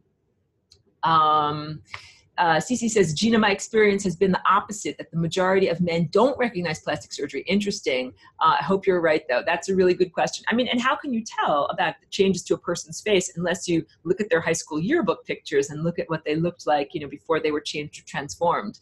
Joelle says, I've never taken hormonal birth control, and she always had this really dreadful feeling to think about putting that in your body. You're probably well placed on that. I've heard so many horror stories about IUDs, completely agreeing. Thank you for sharing this. I'm happy to share it. And that she tries to teach her girlfriends about natural birth control methods. Thank you very much. And you're listening, female solidarity is a big part of this. Women teach other women about how our bodies work and about how to, be happy and healthy. And that makes perfect sense. So if you have problems with menstruating or your fertility cycle or breastfeeding, like, we as women can be like, tricks of the trade. This is what you do. This is how you do it. This is how you improve things. And that a lot of that has been taken out of this culture. And the female mentorship and female solidarity has been taken out of this culture due to the false narrative of female competition. You're not supposed to be competing with all the other girls to see who can get all the guys. We're supposed to be like, hey, like, this is what we can tell each other as, improvements that make things work better in our life. And Cheryl says, this all makes so much sense. Also, this really helps to clarify what exactly child abuse victims mean when they say that they were groomed to become sex slaves. You get it. So the grooming process is mental programming of believing that inappropriate sexual contact is perfectly normal and perfectly appropriate. And it can be inappropriate sexual contact between a young person, like a person who's not an adult, and a person who is an adult, or the type of sexual activities that are not actually appropriate. So grooming can also be saying, like, this is normal sexual activity. Everybody does it this way. Like, everybody sticks a penis in your eye socket. Skull fucking is totally normal. So yes, and now that in the past 2 years or so, there's been a lot more recognition on a social level about pedophilia, grooming, teaching children aberrant sexual practices. Oh my God, like, there's all these things now. If you thought sex ed was bad when you were in school, like if you're in your 30s and 40s, it's even worse now. Like, they have pretty graphic representations of, anal sex and the use of sex toys and everything. Sex toys. I didn't even talk about sex toys. Like, no, you're not supposed to insert non-living objects into your body. I can't believe I have to say that, but yeah, you're not supposed to do that. It doesn't even matter. Some people put magic wands up their vagina. No, you're not supposed to put a magic crystal wand up your vagina. You're not supposed to put anything that's not a living thing inside of your body. Like the idea of doing that is almost unimaginable. And it also means that you are sexualizing an object. All of your sexual life force energy, instead of going into a partner that's alive, is going into a thing. going into your magical crystal wand or whatever it is. Like, I don't advocate for any of those type of things. So sex ed in school and on college campuses, it often normalizes the use of sex toys and non-living objects being placed into your orifices for sexual pleasure. That's not what you're supposed to do. And it feels good. It doesn't really matter. It's like, it's not the way to use your body. And you can do all sorts of things that are not right, that feel good, or that you learn to feel good about, but that is not the way it's supposed to. And so also part of the beta kitten sex slave MK Ultra program is that it makes women, or sometimes young men, want to participate. That the grooming process means that the young person actually thinks they want to do it. They think it's consensual. They're like, I want to be with my 49-year-old boyfriend. Like, I'm thinking of whatever. There's Celine Dion. She was like a little teenage singer, and her manager, who was like 40 or something like that. And she actually thinks like, I really love him. I really want to be with him. Like, this is bullshit. You don't want to be with him. He is an older man who took control of your mind and your career and makes you think that that's what you want. It's like, who are you to say that? I'm Celine Dion. I really, really love my husband. Like, go do your thing. But that is not, like, don't even pretend. Yes, the idea that the mostly young females, and a lot of them are in the modeling agencies too, that they are taught that being sexually promiscuous, or basically having no sexual boundaries, that's what I'm trying to say. Like, you can enjoy sex and have sexual boundaries where you say, I want to do this, I don't want to do this, this, or this. That's appropriate. That's what I'm trying to encourage in this conversation of everyone who's watching this video. And I know it's a long video, so thank you for everyone who's been on board with me here. You're allowed to have boundaries. You're allowed to say, I want to do this thing, but I don't want to have this thing. I don't want to have this thing done to me. And I want to do this in this way. And very few people in this time and place are able to advocate for themselves and create healthy boundaries in that way. And oftentimes partners will pressure them into doing things that they don't actually want to do or find physically uncomfortable. And they do it in order to please their partner or stay in the relationship or appear cool or whatever it is. And everybody has to know that it is appropriate to say, yeah, I don't like to do this. I'm totally not into that. And it doesn't matter if you tell me that Miley Brittany does that or whatever. So yeah, a lot of these young models, and I'm talking like 14 or 15-year-old young women, they are given this programming of, it's sexual freedom. Having sex with older men makes you sophisticated. You're supposed to want to have foreign objects placed into your body. You're supposed to want to have anal sex. You're supposed to want to do all these different things. And it's like, no, you're not actually supposed to want to do that. On some colleges, there are S&M clubs, BDSM clubs, like domination and sexual sadomasochism and all of that. That's like, these are aberrations. If you can't have an orgasm unless you're like tied up with duct tape, there is something wrong with you. And that's not normal. And to normalize it does a great disservice to the rest of humanity. Because let's say that you're just, whatever, Harvard co-ed girl, and your boyfriend in college is like, oh yes, baby, I want to, have anal sex with you with this large black dildo. And it's like, no, I don't want to do that. Then you should be able to say that you don't want to do something as a partner. I know I'm saying some funny things. Thank you. Sarah Jane is saying I covered a lot of important topics today. That was very helpful. And she's thanking me. Thank you very much for that positive feedback, because I feel like I stepped out onto a limb a little bit here. So thank you very much for the positive feedback. Pedro is saying S&M and all the 50 Shades is imprinting completely. So basically here, all of Hollywood is grooming for both adults and children. And most of television is also grooming for adults and children. Basically telling you what's sexually appropriate, who you're supposed to have sex with, what your sexual desire is supposed to be, who you're supposed to be attracted to, all of that stuff. So really, like, we need to cleanse ourselves of being exposed to media. Media has affected human sexuality in terms of who are males attracted to. What body shape are males attracted to? That's been heavily influenced by the media. How do we do? That's why I say rom-coms are not fun and interesting to me. How do we teach people healthy and appropriate dating, healthy and appropriate partnership before marriage? What is that supposed to look like? And there's all of these stupid fucking movies about it that are totally not about what it is to have a real relationship. Like, you move in together and you're, trying to figure out how to pay the bills and how to put up the curtains and everything like that. None of those movies give a real accurate idea about what we're supposed to be doing. All of this is grooming for an unhealthy expectation of what marriage and partnership is.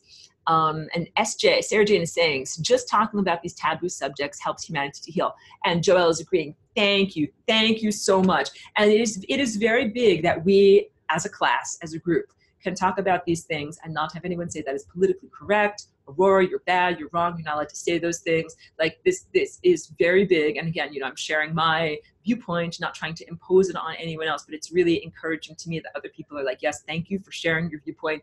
And yeah, like if you all who are listening to this or anyone who's checking out this video on YouTube, you also should be free to share your viewpoint, to have healthy boundaries, because there's a lot of virtue signaling and social pressure to say you're not allowed to say that you disapprove of transgenderism or technology being applied to sexuality or plastic surgery or inappropriate sexual contact between adults and children. Like you're not, like, what? Why are you a hater? You're not allowed to say those things. And I see people being encouraged, like pat on the back, like you did a good thing because you waved the rainbow flag on the right day or something like that. And again, like I'm not against gay people, I'm not homophobic, but there are things that I do not agree with, but I do not try to stop you from doing them. You're allowed to live your life in the way you want to live your life.